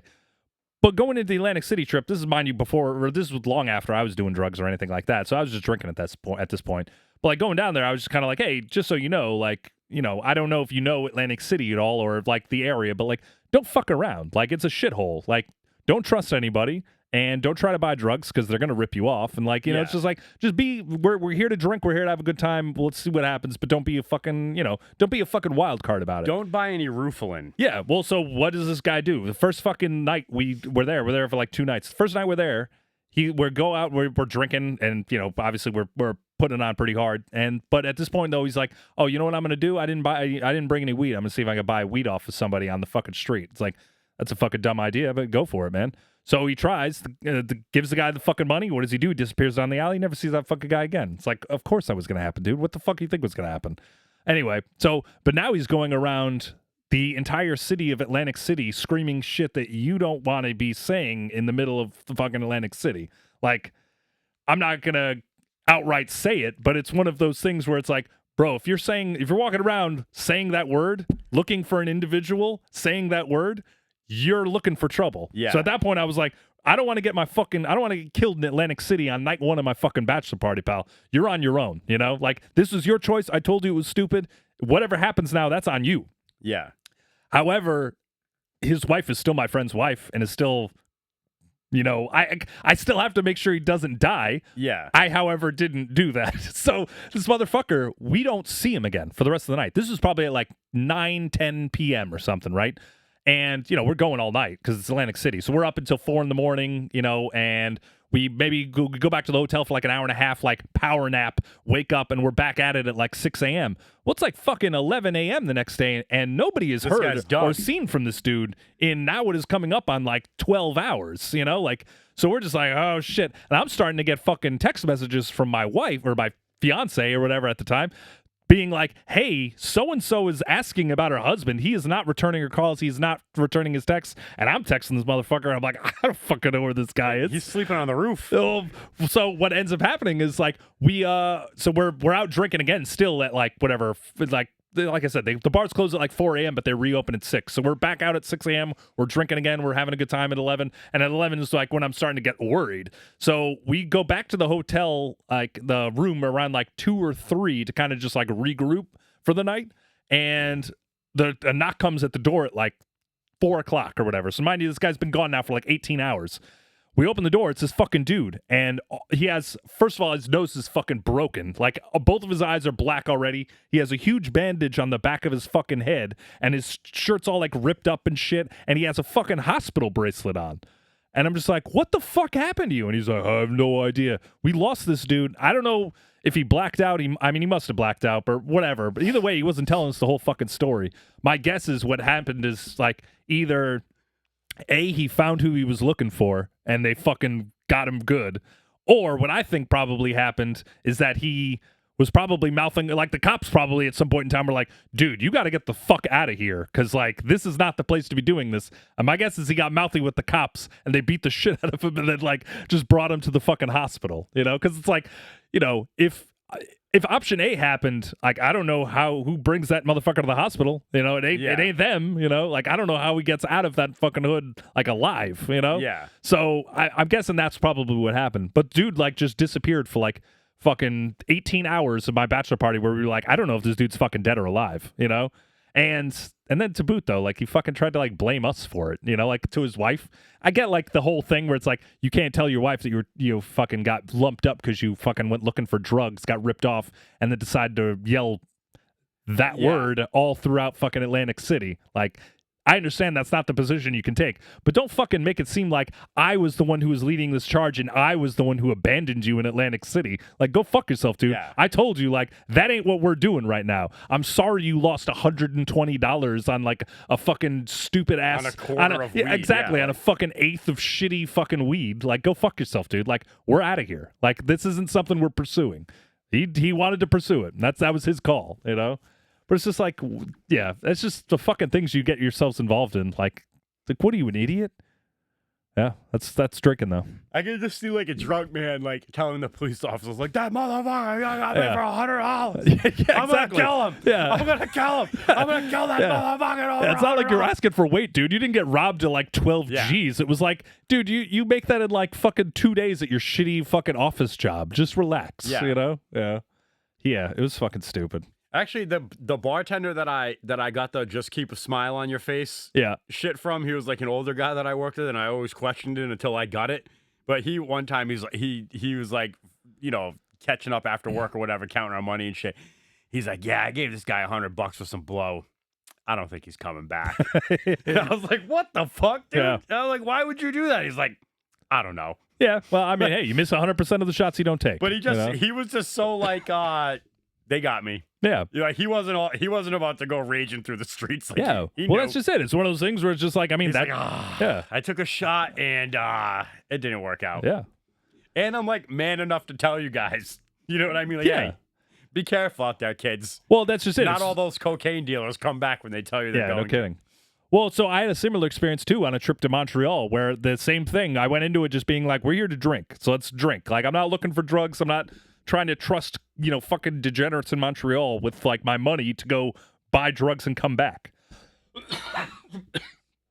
But half of the group did, and then half the group spent, you know, fucking half of the trip bitching about it or trying to find this guy and shit like that. It's like, you brought this upon yourself. Like, anybody who goes into another city and expects like there to be like some sort of service or whatever, it's like, this ain't fucking Walmart, man. They ain't gonna come back. Like, why would they? You're a tourist. They never are gonna see you again. Like, you're easy money. They're not making repeat business. Exactly. Yeah. It's like, what is the incentive? You know, that's called just fucking. They're just good businessmen. I applaud them. Like, anybody who fucking sees somebody who's speaking a different fucking accent or like, you know, or wearing a fucking New York Yankees t-shirt in fucking Montreal, Quebec. It's like, you are absolute ripe for the picking. Yeah. Like, I wouldn't give any one of you motherfuckers your shit. You know, it's like, you're a fucking moron. I can just hear like Borat being like, I would get Gypsy for her tears. Yeah. She got me this time. Yeah. Yeah. So anyway. Yeah. I don't know. Is that it? I don't know. Do we have anything else? I was saying the other day I saw that one of my friends, he passed, but one of my friend's sons is like now like 27. I was like, that's depressing as fuck. But it made me realize, like, I don't have any friends who had, like, I'm the only one who had kids in my 20s, like, deep into my 20s, like, when you're supposed to have kids. All of my friends either had kids when we were, like, 15 or when they were, like, 36. Yeah. I don't know. That's just, like, a weird phenomenon to me. I don't know. I mean, I think aside from, like, the 18th century, it was a bunch of, like, 40-year-olds knocking up 13-year-olds. That's true. You know. Yeah. I guess you have to put it in perspective historically, but yeah. Oh, my God, bro. Have you watch Kill Tony at all? Yeah, I see like clips of it. Have you seen the Estonian dude that's been on there? Yes, he's good. He fucking made the best joke, dude. He goes, they're talking about age of consent, and he goes, Delia. He goes, you know what the age of consent is in Estonia? And they're like 16, 15. He's like 14, and he gives them like a high five, and he goes, that's where Chris D'Elia fucked up. Location. Yeah. I just was fucking dying. Like, he waited 2 extra years. He was a gentleman. Yeah, like, that dude's fucking funny. He's got a bunch of other funny stuff. He said, I heard these two homos having an argument at a grocery store, and he was like, it was just two logical brains making valid points, solving problems. Yeah. Like, he's good shit. Yeah, he's funny. I enjoy. Yeah. Yeah, I don't know. I think I don't know. Other than that, I had the Wade statue. Have you seen the Dwayne Wade God, statue? Bro, the memes are great, dude. Oh, it's fucking terrible. Heck, he literally looks like the shitty Han Solo in Carbon Freeze in like the Star Wars movies. Yeah. Like, it's like, God, dude, it's been 40 fucking years that this is still the best you can do. Somebody made it like when your son tells you he's changing his gender. Because Dwayne Wade's got like a transgender kid. Oh, shit. And they just put like his face on that shit. And I'm just like waiting for it to like trickle. Because usually it's like Dwayne Wade will get hit with it, and then it will be like a variation of it onto Magic Johnson. Yeah. So I just can't wait to see like Magic Johnson's child. Yeah, no, I've seen him. Holy Christ. Yeah. But anyway, I have another funny hospitality story about the incident that took place at Texas Roadhouse for myself. Okay. I used to have this problem. I don't know what would trigger it. I would get like I would describe it now as like almost like an anxiety/panic attack. Yeah. But it would be triggered by like the hot vent of the car blowing on me in like a manner that just didn't jive with me. Gotcha. You know what I mean? Right. Like, you ever turn like the vent on or like the heat on the car, the defroster or whatever? Yeah. Like, I don't know. I was a passenger, I definitely think this was in my drinking days too. I don't think I was drunk when this happened, but so the heat's blowing on me. I start feeling funny. You know what I mean? I start getting this like wicked fast heartbeat. I'm sweating profusely. And I'm like, so I get out of the car. My wife's driving. We're going to Texas Roadhouse for dinner. This is years ago. And I sit down on the curb, and she's seen this before. You know what I mean? I'm like, oh, the heat's fucking with me. I don't feel so hot right now. But for whatever reason, I'm like, this will go away if I just eat. So the maniac in me takes over, and I start speed walking into Texas Roadhouse. Yeah. She can't keep up, right? I do the thing where I park far away from all the other idiot drivers so they can't be dinging my car, right? So I'm cruising into Texas Roadhouse. It takes everything I have to get in the door, and immediately this like sweaty, I got my hoodie on, I think. I'm sweating, and I just lay down on like the bench. So you just look like a heroin addict. In the foyer of Texas Roadhouse, right? And the hostess is like, sir. And I'm just like, I'm going to dine with you. I just need your assistance right now. And they're like, what? And at this point, Renee catches up to me, and she's like, what the hell's going on? And so I like get to her. I'm like, I just need like some bread and water. And so she reiterates to the hostess, like, we're going to eat here. Yeah. We just need our first appetizer course like on this bench right now. Yeah. And so like eventually, like, I don't know how she convinces them that we're not crazy people and I'm just having like a health emergency. You know what I mean? So they bring me like the water and the bread. And then eventually like I come back to normal. I stop being so sweaty. And I'm like, all right. And Renee goes, we're not sitting at the bar after that. Yeah, you know, no, yeah, like, you definitely can't do that. Not allowed. Yeah. So like we go sit at this table, and that's the Texas Roadhouse incident. So now like every time that sounds like you just had a panic attack. Yeah. Every time we drive by like a Texas Roadhouse, it's just like a great inside joke between my wife and myself. Yeah, when I would have panic attacks, it would feel like I was having a heart attack. Like that's how I equated it in my mind. There's like two types of people when it comes to the panic attacks. You either think you're dying, like having a heart attack, or you think you're losing your mind. So it's like kind of like it's one of those two things. But yeah, like my chest would get super tight. I would feel like almost like a coldness in the center of my chest, but it would like feel like it was almost like somebody was like I was freezing and sweating at the same time. So, and I kind of felt like I had like the spins too, like in the back of my head. You know what I mean? It was wild. It hasn't happened to me in a while, but I used to get it a lot. I know this is like a weird thing to equate it to. Maybe it just got in my head that this is when it happened, and that's why like it just kept happening, kind of thing. You know, where it's kind of like you kind of like convince yourself that that's the reason, and therefore, But I would get it a lot when I was getting high and eating chocolate. Like I don't know why those two things like matched up with it, but like for the most part, like I could point to like being like, dude, I was eating like a fucking a brownie or something, and I was smoking pot, and like that's why. Like I don't know why that happened. But like I said, maybe it was just because then the moment I started saying to myself, like, oh shit, I ate chocolate when I was high. Did that trigger my panic attack? Was I having a panic attack about having a panic attack? You know, and like every time you get high after that, and you're just like have the munches, and you like look down, you're like oh no, eating a Kit Kat, and you're like no. Yeah, I don't know. It was something with my body chemistry though. I don't know. That's hilarious. I think chocolate and weed stimulate the same stuff. Maybe. I mean, there's like caffeine in chocolate. Overdosing on pleasure. Yeah. I don't know. Fucking panic attacks are terrifying. So yeah. I remember one time Hyde Cabbage was over here and we were like smoking bongs, and Renee, I think she ripped like a Keef bong. Yeah. And she started having a real bad one. She's like, you need to call an ambulance. I'm like, Renee, just calm down. We're not fucking calling the ambulance about weed. Yeah. Like, we're not. Yeah. It's not allowed. And at that point, I feel like I was still kind of new friends with Ryan. I was like, does he think I'm being an asshole by like not calling the ambulance right now? Like, well, he'd already dealt with my shit. I was like, I think he gets it. Yeah. He gets it. I think he was there when I had like my big panic attack, the one where, because I was like, I had been having them for weeks going up to this. And of course, I'm like just an idiot young kid who's just like, well, I'm not going to tell anybody that I think I'm having heart attacks. I'm just going to live with them for the rest of my life. Go away. Yeah, exactly. So my big one though was like I hit the floor like after we'd just come in from like smoking like a blunt or whatever in this kid's like fucking garage. So like and inside I hit the floor. Like I was clutching my chest like this is it. I'm dying. I'm like I'm fucked. And like his fucking parents come in like, what the fuck is going on? I'm like, I'm having a heart attack, like that shit. And eventually I calmed down enough, but I'm pretty sure Hyde Cabbage was there for that. It was scary though. But leading up to that, I was having these moments in the car, like driving around by myself where I would start to feel it and I'd just be like, I don't know, I'm thinking about dying. And then it would kind of like go away and I'd be like, all right, I guess I'm okay for now. Yeah. It's like, my buddy had like one of those and like fainted from it while we were all tripping on mushrooms. Yeah. No, it's fucking scary. Yeah. It fucking went down the wrong. Oh, yeah. Nobody was having a good time. I was going to say that leads to the dark lands when you're tripping. I think actually, like, once he like came back to life and was like, no, I'm good. I don't know what that was about. I have like, sometimes that happens to me. I was literally like, I'm snorting a Xanax and counteracting these mushrooms and just go to bed. Like, I've had it with this night.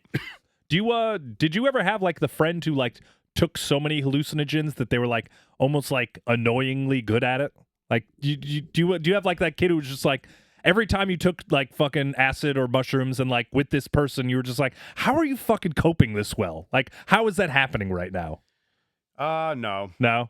I had like one buddy who's just like, I don't know, he'd just done acid so many times that it's just like, he would like say things to you that like would just be annoying. Like I would just like the hippie teacher from Beavis and Butthead. Yeah, You're exactly. Like, shut the fuck up. Yeah. Well, I would just fuck be you, bro. I would be like in the middle of like, white knuckling it through a trip where I was just like, I don't know, man, I feel like it's about to turn. And he would just turn to you and just say something like, yeah, I don't know, man. I don't think you have the mental fortitude to handle this. And I'm just like, don't fucking tell me that now. Yeah, don't tell me that. Yeah. Now my brain just melted. Yeah, exactly. Fuck. It's like, now I'm fucked. Now I'm gonna walk in the fucking woods, get eaten by a goddamn bear. Yeah, I don't know. I think I was always the one willing to take things to the excess. Yeah. Like I was too, but then I that's just it. I was trying to keep up with this fucking kid. Yeah. And like I was in no shape to be keeping up with this kid. I would see this kid fall asleep after dropping like 3 hits of acid. It's like, how the fuck did you just fall asleep? Like, how is that even possible? Yeah. Like, what the fuck? I would say like the heaviest extent of my drug use, like pushing it, is with ecstasy. Yeah. Like, you know what I mean? Like, I've had probably less than a handful of like super potent mushroom trips. Yeah. I've taken like LSD that I feel like was not as potent. Maybe it was old. Maybe it wasn't stored the right way. Yeah. Took a while to hit me. Then when it did, it wasn't super crazy. See, all my friends were hippies, so like the hallucinogenics, like we got like tons. Yeah, and then like and then just for whatever reason, when like that powdered mescaline came around in our life, I was away for Christmas. Yeah. So I didn't get I think that was probably like the most potent psychoactive time that any of my friend group probably had with each other, and I missed out on it. You know what I mean? Yeah. But with the X-Man, like I would always be like, I was pushing that shit, and I would be like, you're feeling good, everybody's your friend. You've probably all eaten 3 or 5 of them at this point. It's like, let's keep the party going. The next round's on me. Don't worry about it. Yeah. Everybody's like, I don't know, man. And I'm just like, fuck it. I'll eat 2 of them. See, they're safe, you know, and just fucking. Well, to me, it was an economics thing. Like, for me, like, taking acid, like, you could fucking, it was $2 for every fucking tab. So it's like, I could drop fucking 8 hits of acid for $16, Like, for ecstasy, it's like, we were getting them for like $25 a pill. So it was like, I was just like, I can't justify spending fucking $50, $75 on like touching the fucking, touching the spirits, Yeah. Like, I got to play it cool. I don't know. Unfortunately, or fortunately, I was a fucking dishwasher then. So I will say, unfortunately, I was never like, aside from like my freshman year, then I came back and started waiting tables after that. Yeah. You know what I mean? So essentially, like, I was never in a position where it's like, oh, I got to make this money stretch. It's like if I spent all my money, I would just pick up lunch. Yeah. So like, well, and I was hustling. So it was like, you know what I mean? I was either calling it a wash on whatever moves I was making versus whatever product I was consuming. Yeah.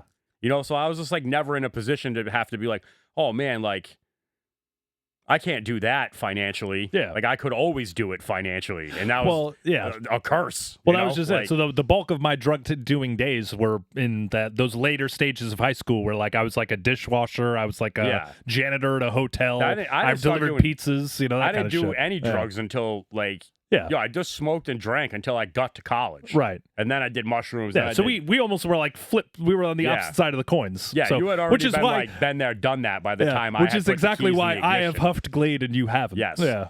You know what's funny? What I can't get out of my mind? I don't know what the hell, why it keeps, because I think in the research for doing like the room renovation, we were talking about like backdrops. Yeah. You know what I mean? So like I feel like that now the algorithm is like, oh, show them wallpaper and show them all this shit. So like last night that kept popping up as like these like crazy, like what I would consider like bar bathroom wallpaper. You know what I mean? Like with like the floral weird things. Yeah, like Beatles and shit. Yeah. And I had this vision. I go, bro, there's got to be one where you can customize it, and it's just like a reverberating pattern of Glade and NyQuil. And I feel like nothing would make the touching tips more our own. Yeah. Than even though I've never done the Glade or the NyQuil. You know what we should do? One episode, me and you should just drink like a 12-ounce fucking bottle of Dimetap or whatever the fuck it was. DXM. I just feel like, you know what? I have taken a Tussin. lot. Tussin was I've taken a lot of Tussin though, just trying to fight a cold. Yeah. You know what I mean? Just I feel like somebody told me that, like, oh, if you just overdose on that shit, like it'll kill the cold. You know, so I'd always just drink a bunch of it. I just feel like it hurts your tummy. Oh, it definitely hurts. I'm just not willing to do that anymore. You know what I mean? Like before, I'd be like, oh, it's all right. Well, like, we were having this adventure. It's worth it. And now I'm like, I don't want to do it. Yeah, that was the whole pilling thing or whatever. That was the danger of that, where it's just like, oh, wait, I could just take a pill and it's like the same thing as drinking like 12 ounces of this shit? Perfect. Did the pill still hurt your tummy? No. Well, dude, you fucking drink like a fucking 12-ounce fucking bottle of Robitussin? It's awful. And you have to get it down quickly. Because there's all that other shit in there, right? Yeah. Like the pills that you guys made, you had found the psychoactive element to it and just isolated it. Right. Yeah. Right? And even then, though, it's like, I don't, because it's one of those things where like, I don't know how much is actually in each bottle. So who knows? In that one pill, I might have had like 36, I might have had like 4 fucking bottles of Robitussin in me. Yeah. Like in terms of that chemical compound, which I probably did. Because like I said, I almost died that night, I'm pretty sure. But fucking, yeah. But yeah, so at least with drinking the shit, though, there's like a governor. Like, you're going to fucking puke long before you can get enough down to kill you. Yeah. You know? Like, with that shit, it's like, dude, if I popped fucking 4 of these, like, I would have you'd been frying fucking eggs on my fucking chest, you know? Like, I would have been fucking my dead. Skinless chest. Yeah, exactly, yeah. Oh, man. Yeah, that was a good time. You ever see like that? You ever see the meme that it's like an animated, like, I don't know what the fuck it is, but it's like a guy sitting on a stump on like a planet and he's kind of like an alien or something. Yeah. And like the meme caption to it is like what it's like taking a shit when you forget your phone in the other room. Yeah. Have you ever seen that? Seen you don't know what I'm talking about? Yeah, no. But the guy's he's kind of like a pink like alien giant man. Like that's like what every time I see that, I just imagine that. I was like, yeah, me rubbing my that's what Brendan looks like if nobody off. saved him from scratching the rest of his skin off. Dude, from chin to nipples, just fucking fucking blood was itching. That was a scary night. I feel like at some point, like when your boys go to high school, you'd be like, I need you to listen to like a few excerpts from Touching Tips and just know you're not getting away with nothing. Yeah. I mean, I've had the talk with my oldest. I still have to do it with my middle son, my youngest, but I don't know. How old is your oldest now? 12. Holy shit. Yeah. Well, he's going to be 12 in January, so close enough. Yeah. Halfway he's to in 27. middle school. Well, that's just it. So all my shit started in middle school. So it was like 7th grade. So he's like a fucking 12 year years away. old. Yeah, he's getting ready to start fucking, being an adventurous rule breaker probably, So I kind of had to, I did give him the lay of the land. I don't know if what I did was right or not, but we'll see, What did you do? You just laid life on him or? Well, yeah. I mean, I don't know. I just kind of was like, hey, just so you know, this is like what I did. And this is what, like you're coming up on the age where these are the things that I did when I was your age, and I regret every single one of them.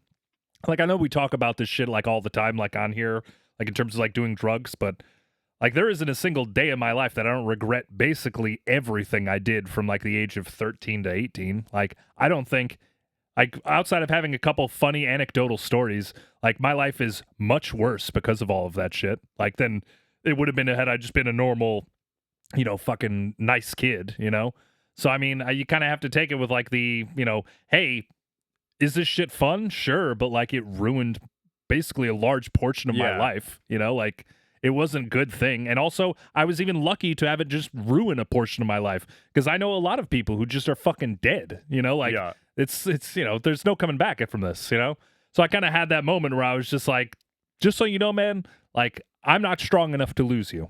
I'm just not. Like, if something were to happen to one of my kids, it would fucking wreck me. Like, to the point where there'd be no coming back. Like, I would be a different person for the rest of my life. Like, it would fucking ruin me. So I just had to lay that on him and be like, so just know that going into everything that you do, like if something happens to you, it'll that's it for me. Yeah. Like I'm fucking done with this shit, you know? Especially like after like the people I've lost along the way, like friends, obviously. I had my sister. Yeah. I've lost enough shit where it's like I've had enough of this shit, and I don't want to hear about God. I don't want to hear about fucking divine plans or anything. If one of my kids, if something happens to them, I'm fucking going ballistic. Yeah, like I'm fucking killing. Like, you know, I often have this thought too, where it's like, you know, if one of my kids ever got sick or something and some sort of like life-saving procedure or whatever wasn't covered by my insurance company, I'd bomb the fuck out of that place. Like nobody would be getting out of that insurance company alive. Nobody. I'd show up to fucking Tufts with a fucking AR-15. I'd fucking take out every floor of those bureaucratic motherfuckers. Like that's the kind of shit I'm talking about. Like there's a darkness inside of me that if I lose one of my kids, man, I'm gonna let run wild. You know. To bring a Mike Epps quote back around. Yeah. GTA, motherfucker. Yeah. No, fucking. So I don't know. So maybe I was too real with him in that regard, but I don't know. Dude. I think I would have wanted to hear that. I think that's kind of like what my dad told me. Yeah. I didn't fucking listen to him because I thought my dad wasn't cool. But well, then also it's not the same. It's just not. It's not apples to apples. It's apples to oranges. Now there's so many fucking things that can kill you in the world, like the synthetic cannabinoids, the fucking the fentanyl, the fucking. There's just. If it's not Chinese vapes. Yeah, dude. It's like there's so many things that fucking kill people. Like, I don't know. You got to be careful out there. And not even the fun drugs you can't even fucking do, Like, is he aware of your sister's situation? I've never like really talked to him about it, but like he's like vaguely aware that I had a sister and she's dead, but it's not something that comes up in casual conversation. Yeah, I mean that might be like the next step of like, hey, sorry about your 13th birthday, but let me tell you another real story about why if you want to see 18, a well-behaved young man. Yeah, exactly. If you want to see 18, this is what not to do. Yeah. Also, though, I mean, he probably knows just because we have like such a morbid sense of humor in my family. Like my raising my kids with my brother or whatever, and like obviously we've pointed out a number of times like how much. Like, we're different than our own mother. Like, my mother, like, she does things where, like, I'm like, I can't fucking believe that, like, you actually were able to raise us, Well, one day my brother was like, she did something, and my brother was like, can you fucking believe that we, like, lived through her? And I was like, well, and then I was like, hey, well, one of us didn't, so. Wow. Yeah. But, that's the kind of dark shit that we're used to, so.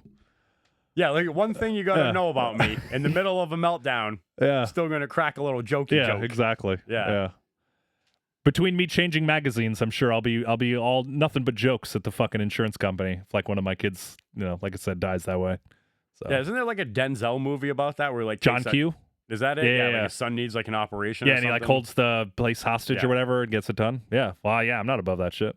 Like I said, like that's the kind of shit where it's like, all right, all you dads of the year with your fucking coffee mugs, like that's when the rubber meets the road, You better be at that fucking airport blowing that fucking guy's head off, like when he's getting loaded on the plane. I feel like you could really make like a funny reclipped version of that movie if you get like the scene from Man on Fire where he's like killing the dude in the car.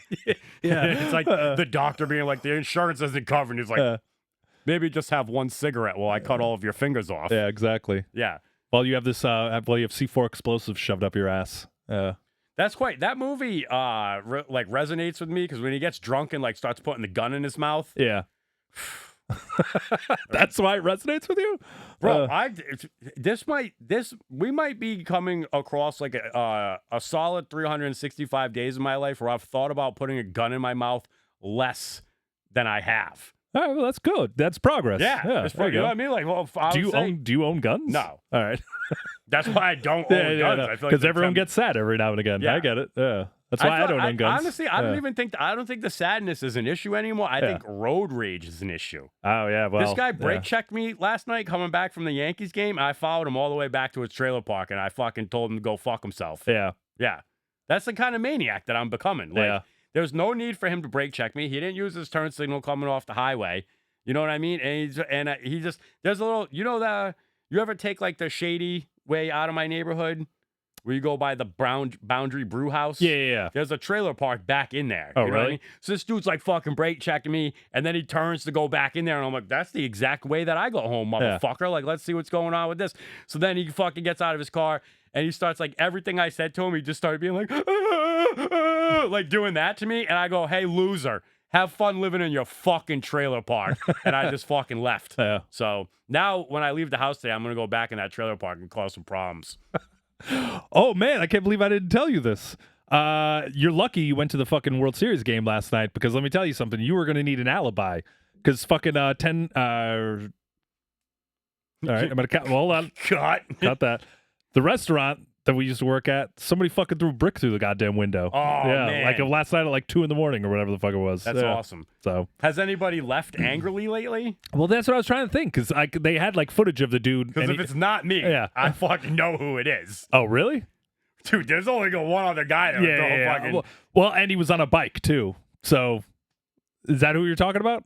No. Oh, I was thinking it was Mikey. Oh, I didn't know Mikey was a bike rider. Mikey? Yeah, he had the bike the whole time. I mean, he was too big. The guy on the video was too big to be Mikey. Like, honestly, if somebody was like, didn't tell me that Ryan Wilk was at like the World Series game, I'd squint at the video and be like, is that Wilk? Like, it kind of looked like you. Nice. Like, but no, who are you saying?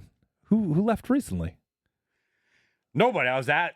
Oh, I thought you were saying you would know who it is. My bad. All right. No, I would. Like, if you're saying I didn't do it, yeah, it was Mikey. Oh, 100%. Yeah, okay, you know that's what I mean? exactly what I'm saying. Yeah. All right, yeah. I don't think it was him. I don't know. We'll see.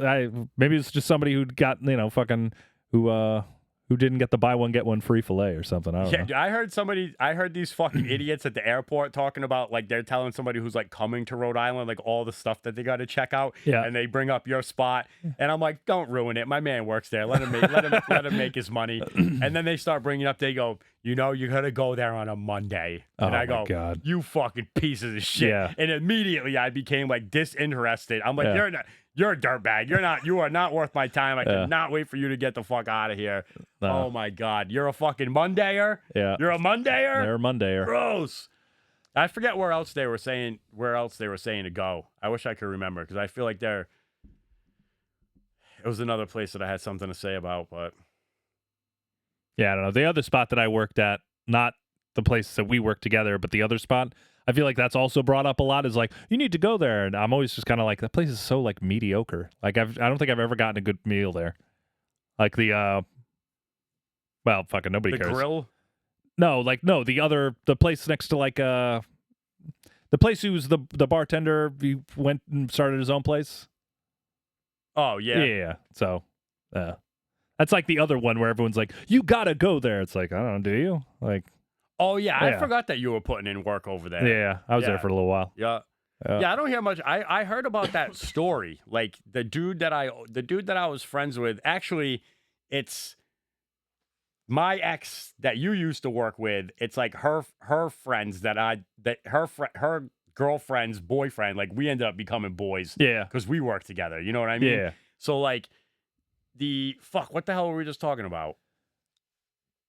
I don't know. You were beginning a story. What were you just talking about? I was just talking about how, like, that place is mid. It's just like, ugh. It's like, all right, it's fine. Yeah. He was the one that was like telling me about that spot. Like, yo, you would love it. Like, it's a guy that worked for this company for years. Yeah. And this is before I worked for them. You know what I mean? Right. I just heard about him.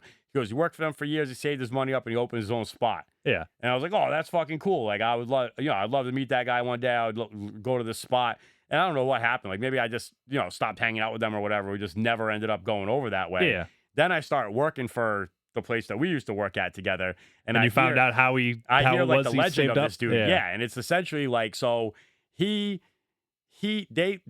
fatal flaw is they let him work there up until the point that he opened his new place. Yeah. So basically he just, like, any cash that came across, he pocketed, you know what I mean? So then they run the numbers. And I think this is when Ryan was like the manager. Yeah. And he goes, dude, like, they ran the numbers from before he left and they ran the numbers from, like, after he left. And the guest count is down like 40%. But they're making 20% more. No, the numbers were the same. Oh, yeah. You know what I mean? So it's like, homeboy wasn't ringing in anything. Yeah. Like, he took you guys for the biggest ride. Yeah. And I hate to say it, but some of the biggest rides I've seen people taken for are those guys. Yeah. You know what I mean? So it's like, half the time I, like, even if I do hold any other, like, animosity about it, I'm like, all the fucking idiots that have fucked you over the years? Like, and you're going to fuck me. Yeah. Not even. I don't even care about getting. I just think it's like, I don't even need to wait for any type of like retribution or karma to come. It's like already prepaid. Yeah. Like it was prepaid. Yeah. Like the kid at Harry's that fucking stole from you for all those years. He was like voiding his cash checks and using your entertainment comp button to pay for it, and you didn't fucking catch that. Yeah. Holy fuck, dude! Like and the thing is, like, now there's a sort of paper trail. Yeah. So you kind of know how much he got you for. Right. Like, I feel like a lot of it, you don't really know. Yeah. So you can't get that mad about it. But here, it's like, you know what the base is. Yeah. You know what the base is. You know it's more than that. Right. Oh. Yeah, because if you can't, all the shit that you can't even track that he got you for. Yeah. That's the same kid that has that epic Yelp about the fucking, trying to take the kid back and jerk off on, like, fucking Grindr or whatever. Yeah. Yeah.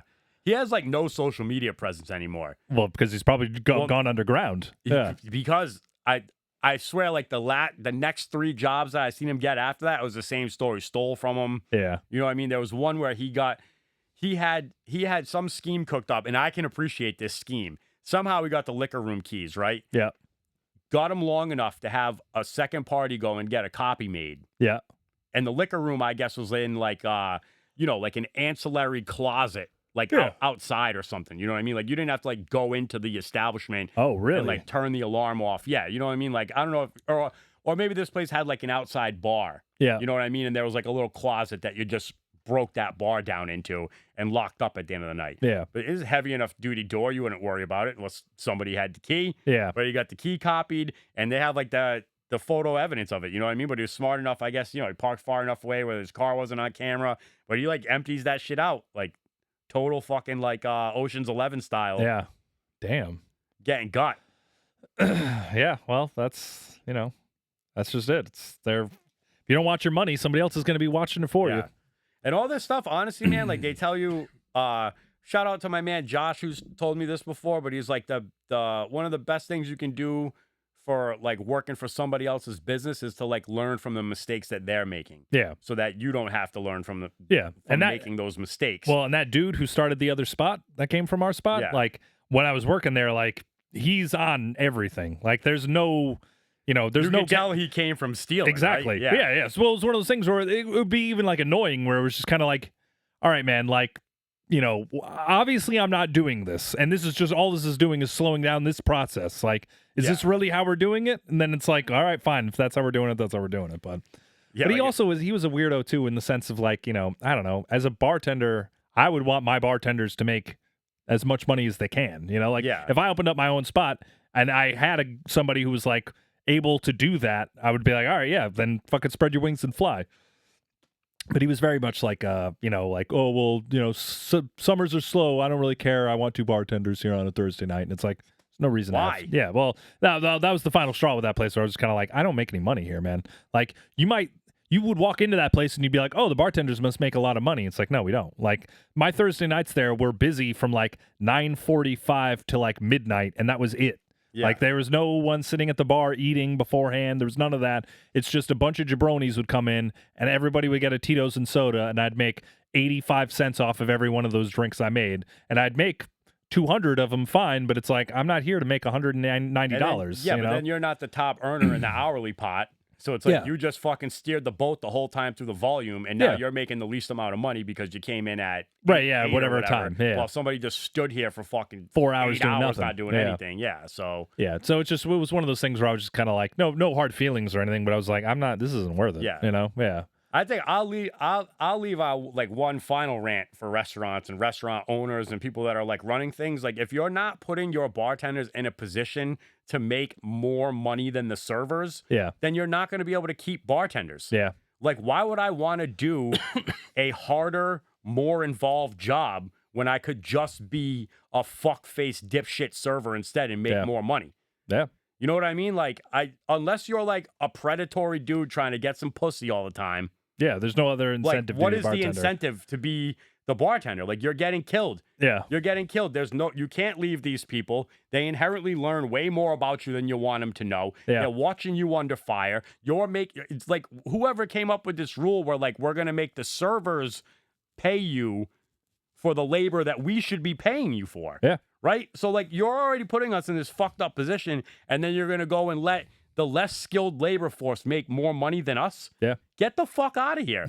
And the same thing applies, I hate to say it, to all my server friends that I used to work with in pool situations, but it's like, if you think that your job is equal to the person captaining the fucking bar, you are out of your goddamn mind. Right. Like, I had to learn how to do your job in my fucking sleep before I could go ahead and do this. Like, not only do I know how to do your job better than you, I know every fucking drink that's ever been invented. Like, I got to make sure that the bar doesn't burn down behind me. Yeah. It's like, get out of here. You're interacting with 27 people at the most. Yeah. You know what I mean? Like, you're a fucking food and a drink runner and an order taker button pusher. Like, you're a cocktail You're waitress. not doing anything. Yeah. Like, you're not doing what the other guys are fucking doing. Yeah. And I can't take it. Like, any place that, I did that. I got heavily involved in the process for Gracie's. You know what I mean?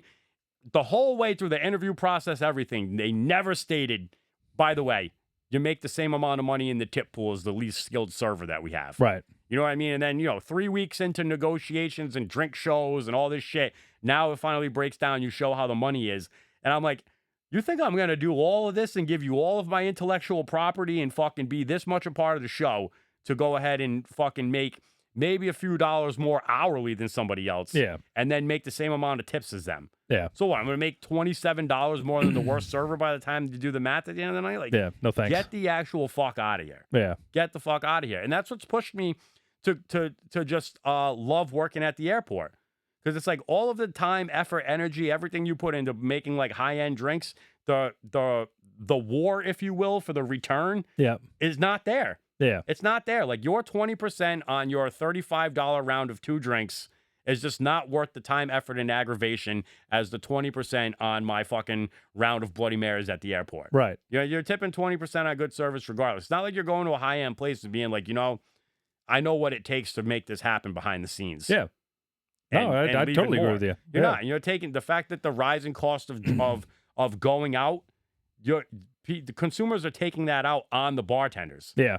Like, if you're leaving me $3 on a $35 drink tab, you're a piece of shit. Like, I took this job because the check average is high. Yeah. Because I'm anticipating you returning the unwritten rule of leaving me at least 20% for good service. Yeah. And it's like, if you're going to start tipping me 10% because you're mad that you got left behind in the economic turnover of the world and you're still some bum fucking loser out drinking. Yeah. Like, fuck you. Yeah. I'm going to go make the worst drinks possible for the most amount of return on my money, and I'm not going to be involved in this at all anymore. Right. It's like, you think I'm going to forget all of these drinks? You think I'm going to forget how to pour 3 bottles at once? You think I'm going to lose any of those skills by not doing it? I heavily fucking doubt it at this point in my life. Like, I will go right back to your spot. I'll go right back to XO, wherever the fuck I need to go, and I will dominate that service well or dominate the point, whatever the fuck it is. Like, I'm not going to lose those skills by like not participating anymore. Yeah. It's like, so until like the marketplace returns to where like people are making it worth my time to be somebody who's been in this profession for more than half my life, like, I don't care. If you don't want to have a master carpenter work on your house and pay for a master carpenter to work on your house, I'm uninterested in like making you drinks anymore. Yeah. Like, I'll just take care of the idiot masses at the airport and take the volume over anything. And I don't care. Yeah. Like, I'm over being the coolest, most skilled mixologist. Yeah. Like, I don't fucking care. If you show up and tell me that you are, my man. Yeah. I'll give you a fucking sticker. I bet you are. Yeah. No. Then, I'm right there with you. It's just, I don't know. It's a sad state of where things have gone. You know what I mean? Because it's like, there was a point in this city where, like, our crew was fucking destroying the game, dude. Yeah. Like, and it was only going to get better from there. Like, if you had me, you, and Ryan Hyde-Cabbage all collectively putting our minds together for a fucking bar program, you can't tell me that shit wouldn't have fucking just been unbelievable. And it's crazy that, you know what I mean? The marketplace, all of the things at play just dictated that, fuck it, Yeah. Well, and what's happening there now is they're going to fall victim to their own shit where it's like they're starting to overstaff, and like what's going to happen is the people who are good are going to move on. The people that are bad are going to stay because the people who are bad can't find better jobs. Yeah. And then the people they're going to hire, one of them maybe is going to be good, but probably 3 of them are going to be bad. The one who's good is going to probably only last a month or 2, and they're going to be left with the 3 bad ones. And before you know it, it's going to be like, going to be fucking 7 servers on the floor on a Saturday night. And it's like, and they're each going to be making $210, and you're going to have Applebee level service because that's what you make at Applebee's. Self-fulfilling prophecy. Which is why, if you have good people, you should just allow them to make money, and then they'll stay happy. Yeah. And they'll continue to be good people for you. Yeah, like I feel for a hot minute, bro, I feel like that place was running itself. Yeah. You know what I mean? Like all the manager really needed to do was put the order in. Yeah. You know what I mean? Like chef was taking care of shit, bar was taking care of shit, like the teamwork to get all the prep work done and shit had been established. Like all you had to do was write the schedule, keep up with the time off. It was set it or forget it. Yeah, like it was literally like coaching in the NBA. Like, yeah, here you go, guys. Just run them out there. Yeah, yeah. I don't know, but instead it's like I don't think Jason Tatum should play any minutes in the world basketball competition. Well, yeah, I don't know. It's like I said, they're gonna fall victim of their own shit. So it is what it is. Yeah, I think that's all we got though. I think we had a good run. It's a solid run. Yeah. I think my phone died before we could do any more scrolling, but who cares? Yeah. Can you guys please give us a like, a share, a subscribe, a comment, anything? Trying to get this thing going, I know we don't make a bunch of reels or anything like that. We're still learning, but hook it up. I do have to do that. If you're listening to this and you haven't given me a sub or a like or a share or thrown it up on social media for me, please hook it up, Yeah. Have a great day. Yeah. Later, guys.